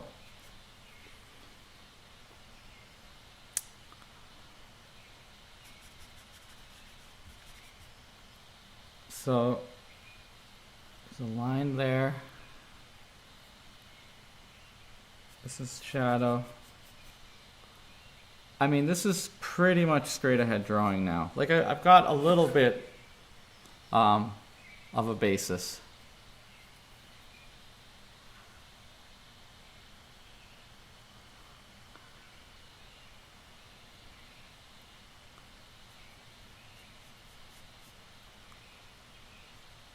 Okay.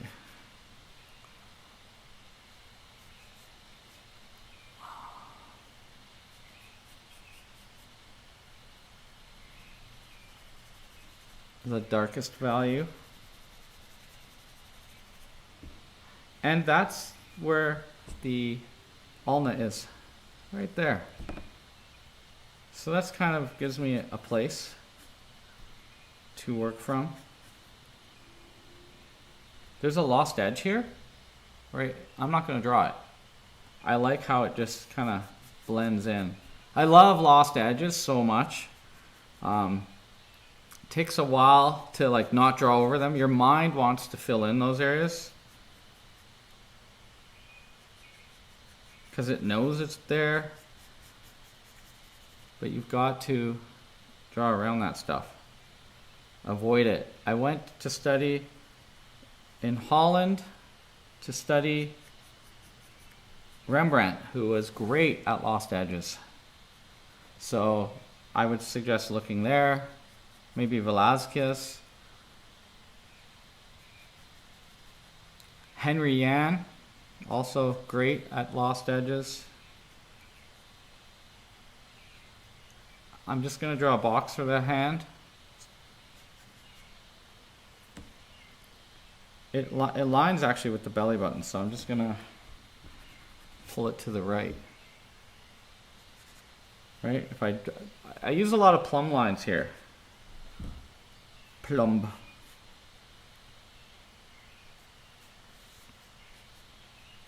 My hand's a little thin, but whatever. I'm gonna save this long leg because my hand is getting dirty. I'll do this one here instead. So the oblique comes out, and then we see the gluteus medius behind, folding with this shape of the leg. All right. It looks to me like I put the knee too far out. If I drop straight from this elbow, the knee should be in more. And because we did it in the last one, I will draw the patella. It's a little big, but that's where it lives. Tibial tuberosity. So what you're seeing on the side there is actually the round bottom of the bone of the femur. And then out here on this side, you're seeing the side of the fibula. And then the tibial bone is right there. Okay, let's make this arced.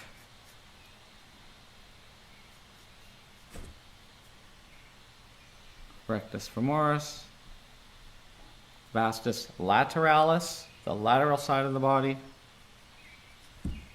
Vastus medialis is on this side, the middle side of the body, right? I'm not measuring anything, just putting it in there. I feel like this part of the leg is wider than this part. So as long as I maintain that, it should look okay. Gastrocnemius, the tendon shooting back.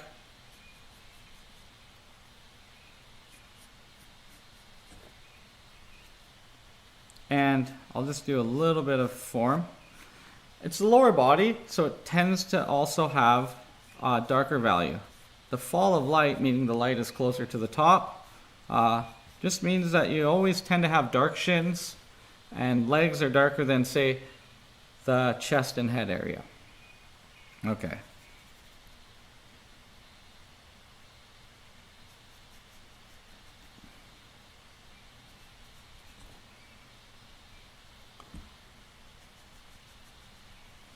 And we better draw that she's sitting on something, kind of. You don't want to have them always floating. Although I think it looks cool. It's can be very, like it loses its weight. Can be a little bit distracting. More like a medical text than anything else. Okay, so I'll get the shadow here of the tibial tuberosity, which goes below that tendon. It's actually in alignment if you take the angle of the leg going back. It's a hard edge coming up, and then it softens out. So if you're running out of time, I mean it's only 8:10, like you can be artsy here. This is where you make your decisions, your time-saving decisions of what's important.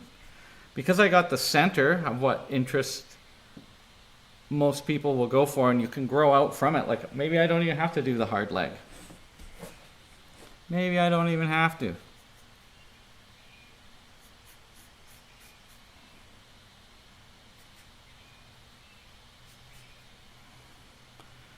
I'm just guessing that these shapes I did were right. So I'm committed. They might look silly after. I've done so many drawings this way where they really didn't turn out. So, you know, maybe you're witnessing another one of those today. Who knows? Ankle. There's a tendon there. There's a strap that goes across and over that kind of holds everything in place. But wherever there's tendons, like in your hands, you use the vertical line. So go with it. Whereas veins, you go against it, like a cross contour. So you can kind of think your way through all this stuff. Like, what is it that I'm drawing right now? Or bones, hard edges. Like, what's the material?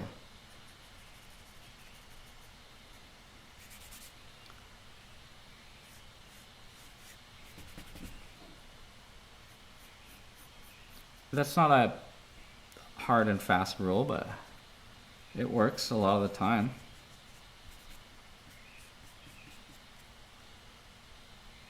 And there is a little bit of backlight here. So we got to show that effect somehow.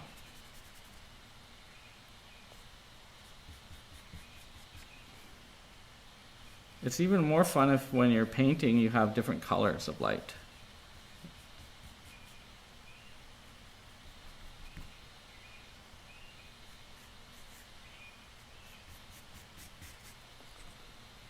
Okay, see if you guys can see this. Calcaneus. Side of the foot kind of goes out. Now, I'm not drawing the toes. I'm just drawing the shape of the light and dark patterns. Usually works out. Not always.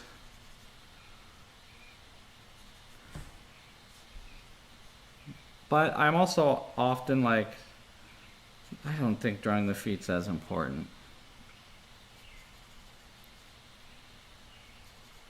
We even don't even pay that much attention to people's shoes, you know? Whew. That foot might be way too skinny and long. Yeah.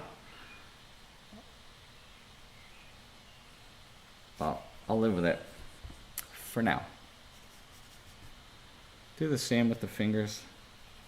Knuckle shadow, drop.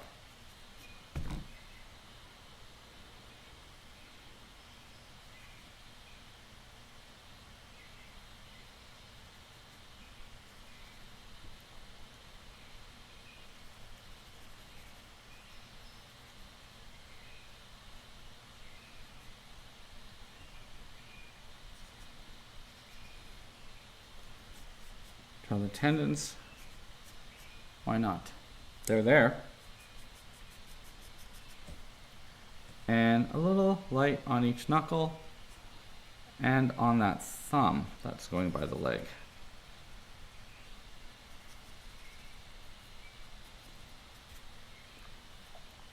Okay.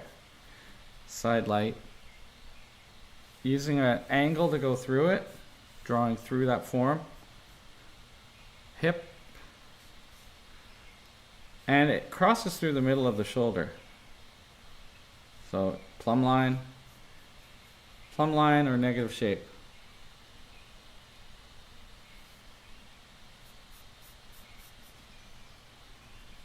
I think it's going a little far out. I think I threw the shoulder further out than it needed to be too. Okay. Maybe I'll go up here and rectify that situation. Soften it up.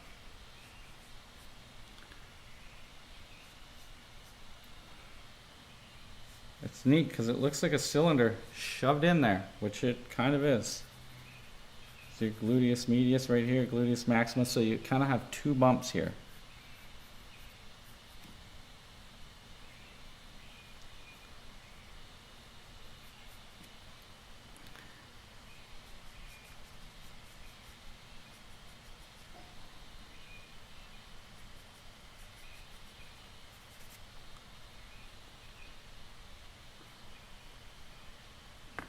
Okay. So I see the knee in alignment with this calf. So I have it too far down, I think.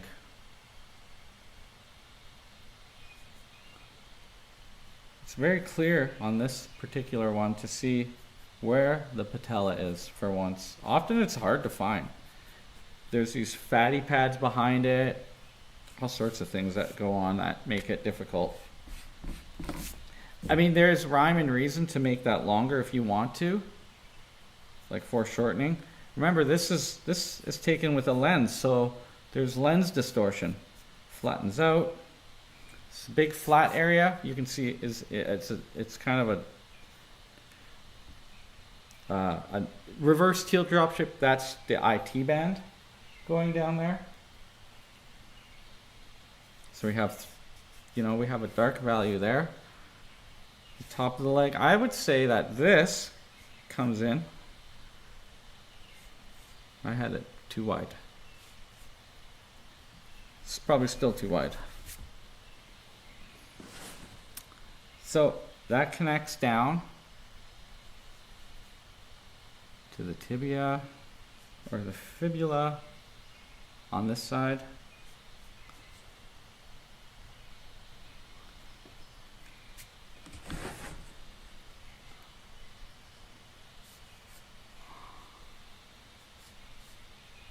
Okay, so this part of the foot, I'm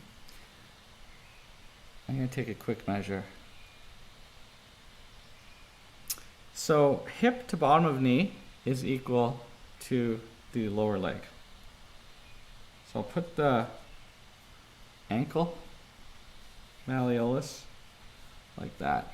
It's crazy because it's like curved and twisted.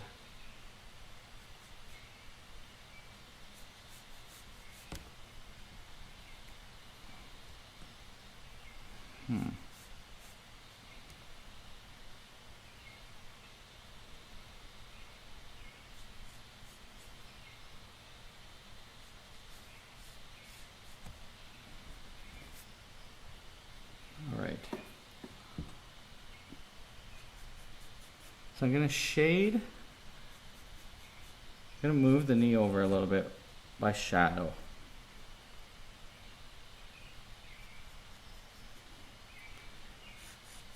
Soft muscle there. Like that. Feathering at a diagonal. It's nice to make a soft edge. Straight up and down to do the toning. And it might take a few. And then if you're, so that's in the darks. And then into the lights, whoa, whoa, I can do the turn. So let's just take a quick little break and we'll try to finish this in one more go.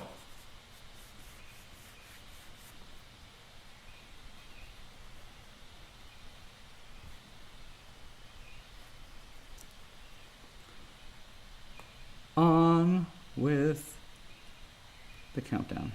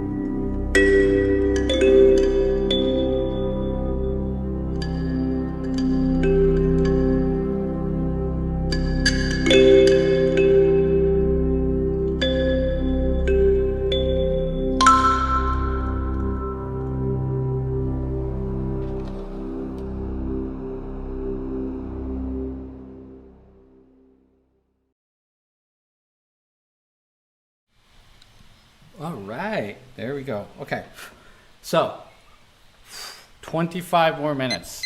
We can totally finish this. I'm lost a little leg here and up here, but not so bad. We're growing out from the center. So I'm gonna go for it. You know, normally we would do a pose like this as a long pose.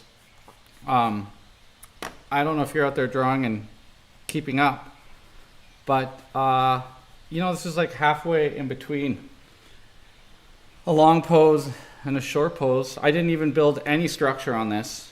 Why bother? Don't have time to waste, right?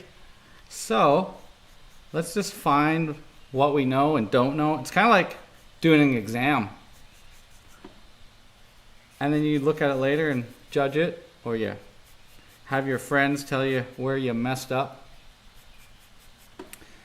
For example, I'm wondering if this part of the arm is too much longer than this part. But I just, you know, draw it fast, no measuring. And that's where you can see where, you know, if you're distorting things, it'll come out. That's where you find out what you're made of. Okay, so if I kind of draw a plumb line here from that one back foot, that's about where the calcaneus actually is. And so I can make this leg a little bit longer. I'm gonna have to like compensate a little bit here. And find the curve. Yeah, the last one we did those little curves and stuff. But this one, we don't have time for that.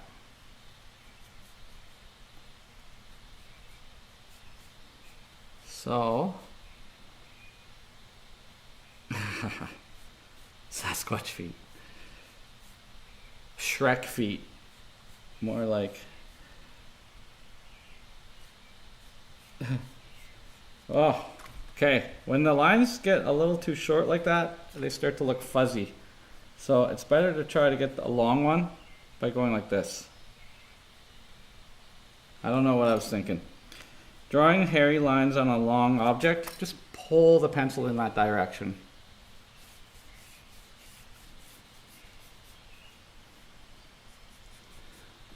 Okay. See if we can catch ourselves back up. Nice dark shadow. Very stretched muscle here, so it doesn't stick out as long. But I think I was getting there a little thin there.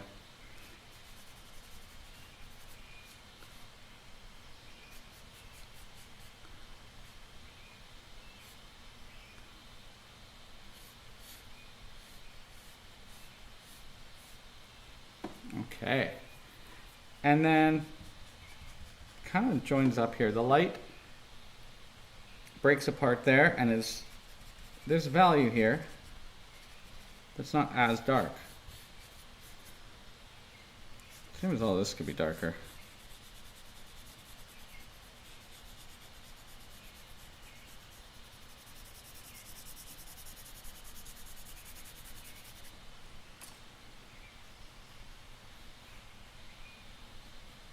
I don't know if you're still out there, Ray, at the lake.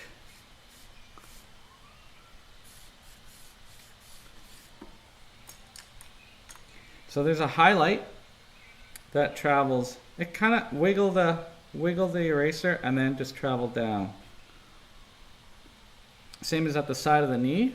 So I'm going to put some dark there so you can see it. Side of the knee. It actually is going on the other side of the patella.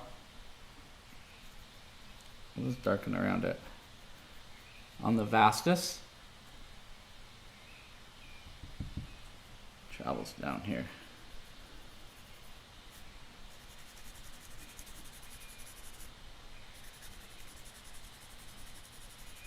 And then smudge. Okay, that's almost done. ankle. I got a New England cider going.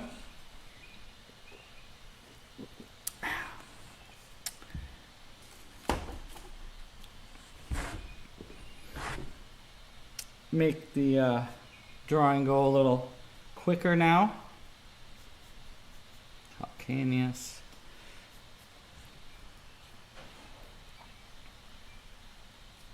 All right.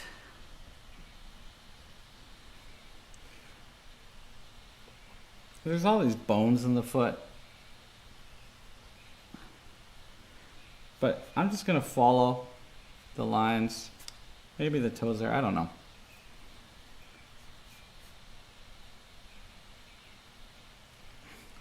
Okay, let's just check. That foot is way longer than this foot. So, let me check. Oh my gosh. I'm going to bring it way down to here.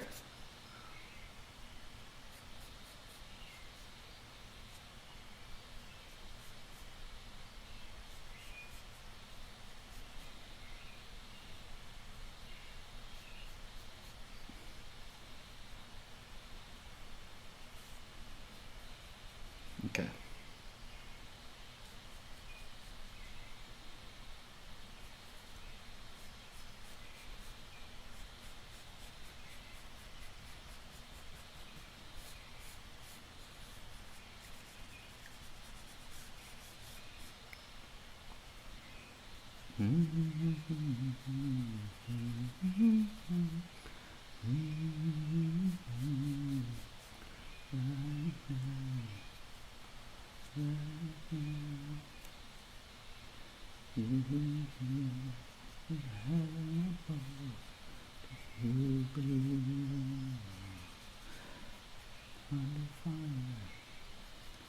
I've been listening to one of my students, Mary's. She gave me her YouTube Premium playlist. I have YouTube Premium, so I guess we can share a playlist or something like that. And it's been Tears for Fears and Duran Duran. Bands who, like, I knew the music, but I didn't even know their names. So it's been pretty funny in here to be like, oh yeah, that 80s song. We all kind of get trapped in like our years. Okay, there we go. Abstracted. It's done. 17 minutes left. Not bad. Looking for a bridge. Okay. So I can't see all the data up here. They've done a nice job making it friendly for live streams and things. Chest plate, neck pit. So there's a curvature here, which makes the neck pit land about here. Let's do it. I'm just working it up. When I went to art school, we didn't do a lot of real figure. It was a contemporary art school, so we did get it. And I just remember one time that the teacher made us draw from the feet up. That was hard. That's kind of what I'm doing right now, going from the feet up. I can see where the collarbone is, at least. Collarbone is like bike handles. It kind of turns.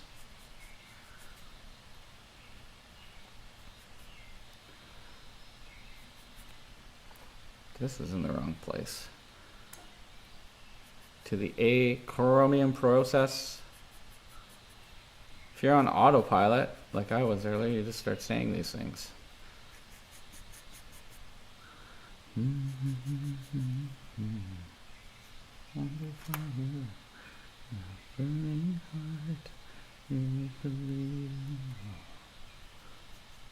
There's some backlight from that window.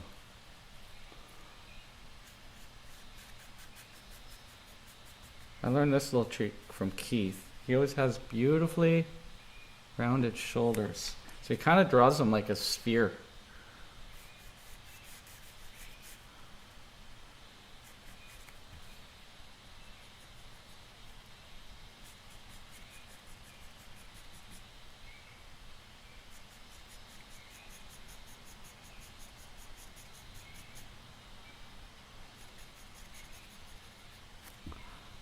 Let's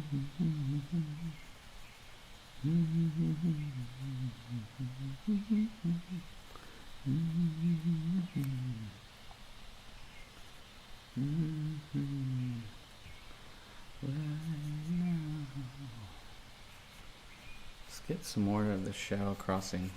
There we go. Maybe we can sneak a lost edge in there. And then this isn't as bright as up there. This isn't as bright. So throw some tone on there. That's where the cross hatching comes in. It's like you're leaving a little bit of space there.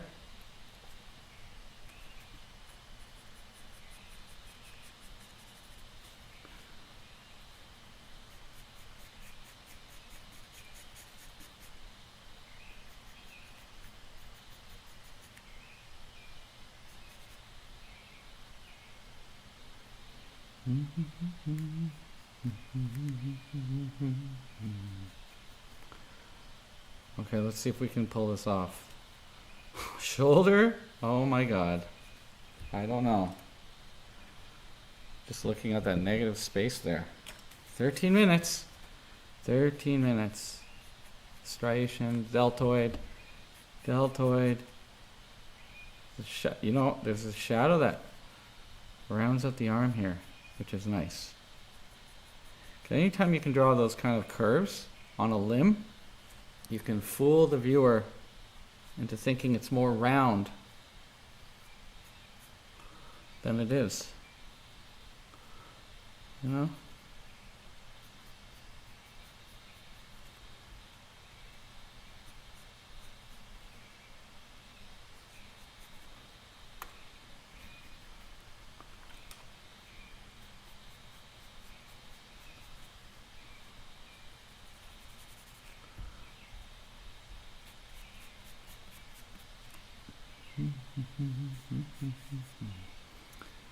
So this is a lost edge, but I can put a little turn of the forearm here.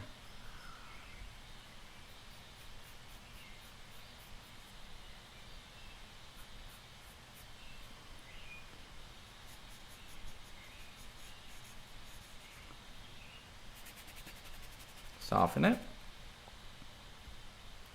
Try to go this way with the turn.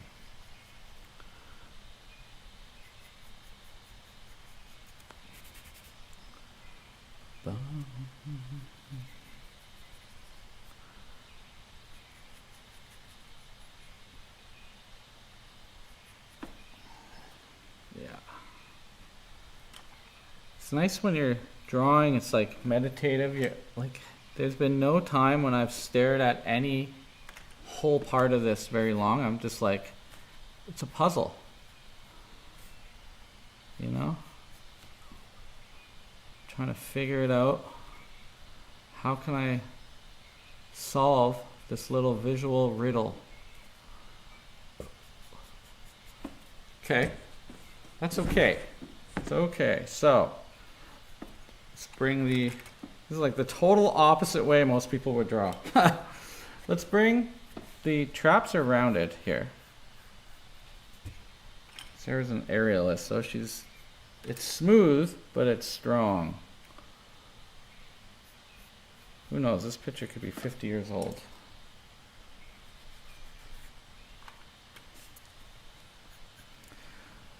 So I see a little bit of the ear here. So let's just see if we can reverse engineer this head. It could be crazy. Could go weird here. Okay. Jaw.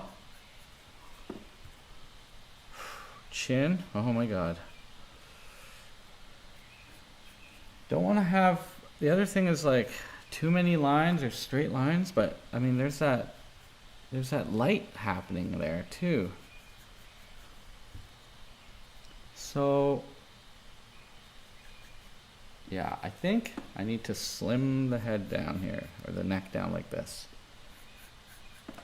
I went too wide, too burly, based off how wide the neck is there. And I drew too hard. But I can fake it by giving her long hair. Haha. I know it ruins the pixie look, but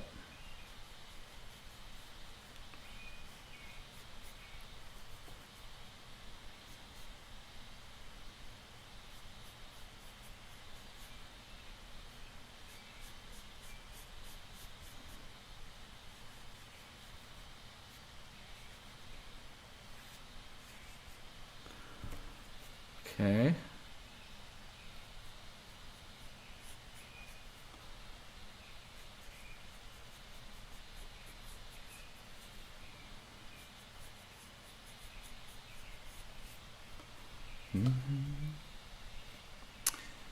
Eye line. Oh my gosh. This is where it could all go wrong. The edge of the forehead lines up to her shoulder.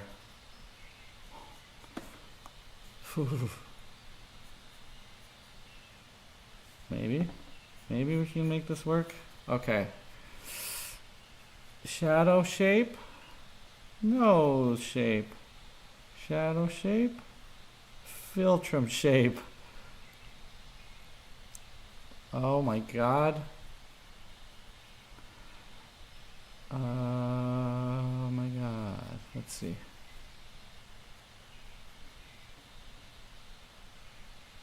I'm not trying to get realism here, just trying to get down. I'm gonna just shade that all in. 8 minutes. 8 minutes. If I go up, I do get the side of the nose. Oh my god, it's hideous so far.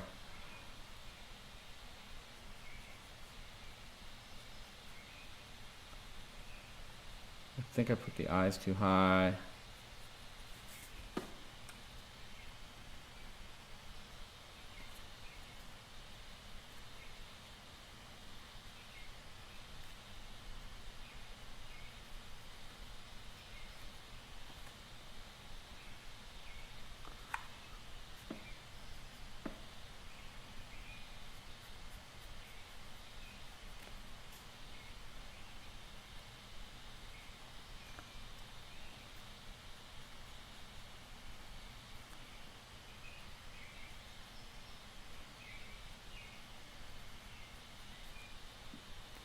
Too much mascara.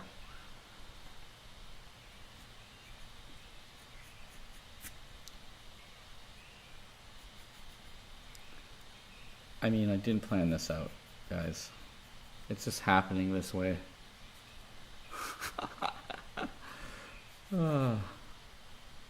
Okay.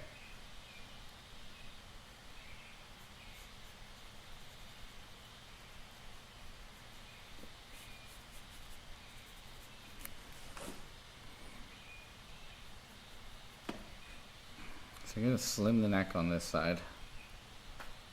Even though it's not.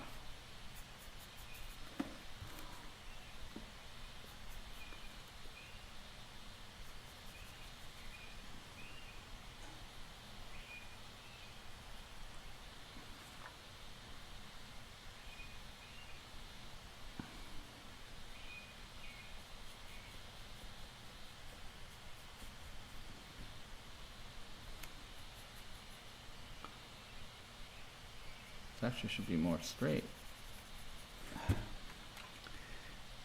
Makes it look less burly, hopefully.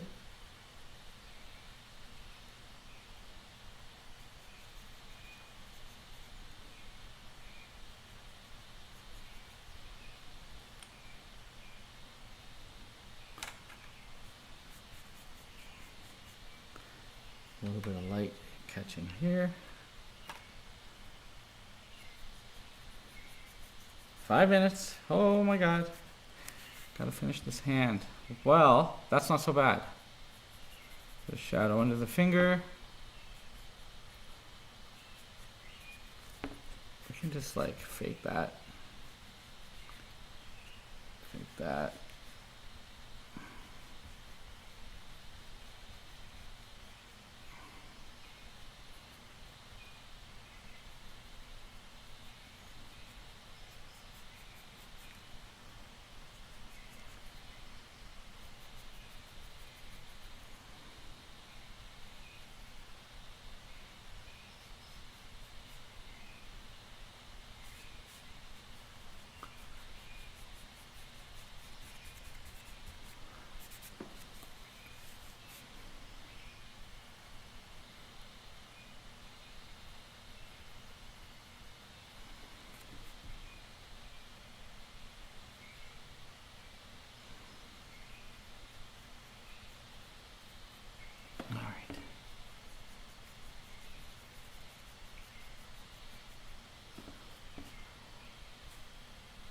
Bella. Might not have enough time here. Filtrum again. Maybe if I just go a little darker too.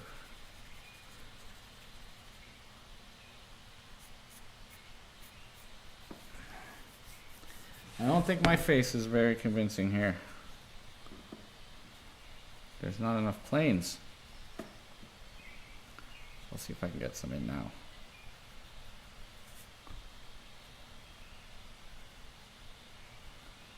As your drawing device becomes flatter too, which is what's happening here, that makes it more difficult. Yeah, I think the shoulder looks funny.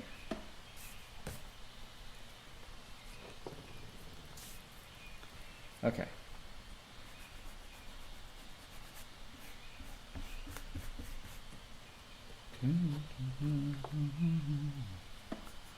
Under fire.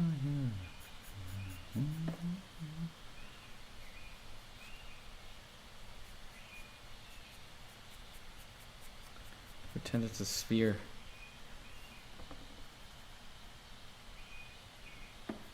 All right, I gotta get in here.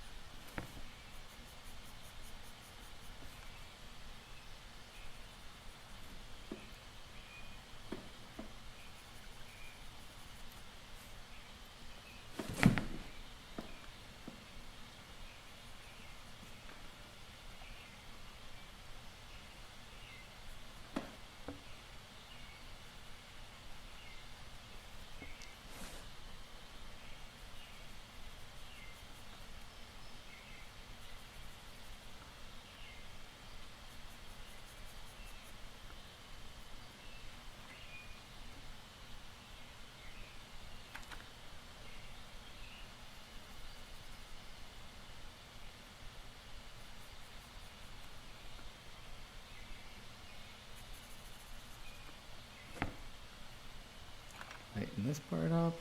Sternocleidomastoid.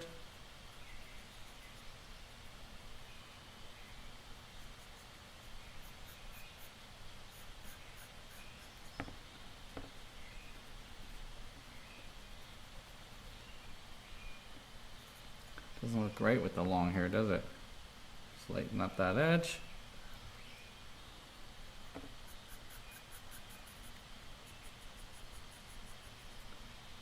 One minute left. 1 minute.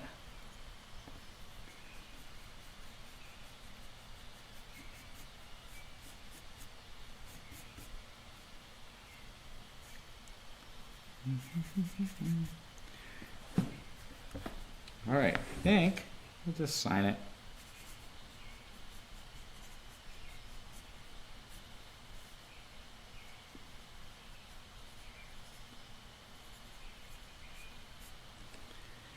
Bam, minute to go. Most excellent. Let's do a, oh wait, you guys are already doing a side by side. Okay.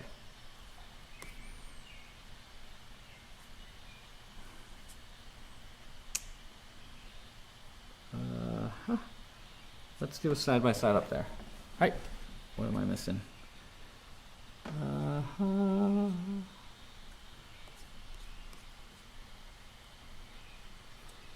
All right, 30 seconds. That's great. Great fun, great sculpts. I think my head is too small and too angular, but what can you do at this point? All right, there's the screen. And the alarm. Excellent.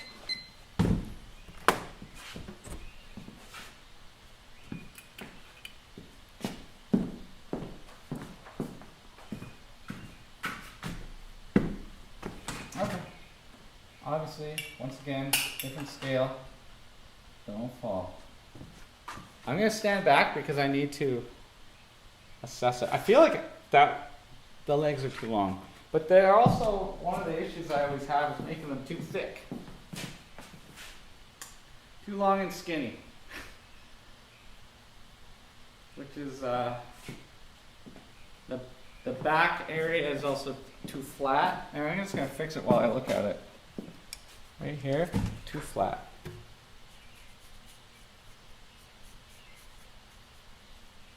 Oh, that's light though.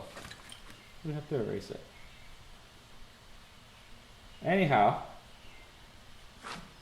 as always, fun to be working on our profession, our craft. That's what we do here. Practice is a consistent practice is the road to growth. So thank you so much for joining me on this live stream. Oh, the lights went out. I didn't even notice. I got the Lay Decker book. So we might do gouache next week. If I'm in town, I think the day after is Canada Day. So I might be on the road. I don't know. But I hope you have a wonderful weekend. If you're in Calgary, hopefully we get some rain and cools it down the next week. It's proof there's global warming. It's going to be like 37 degrees. At least the studio is nice and cool. Please like, share, comment, subscribe, do all those algorithm things. And who knows what we'll do next week, but maybe we'll do some gouache or something. Maybe some other figure studies. I'll keep posting the leg stuff that I'm doing every day. Yeah, that's it. Thank you again. Ciao for now.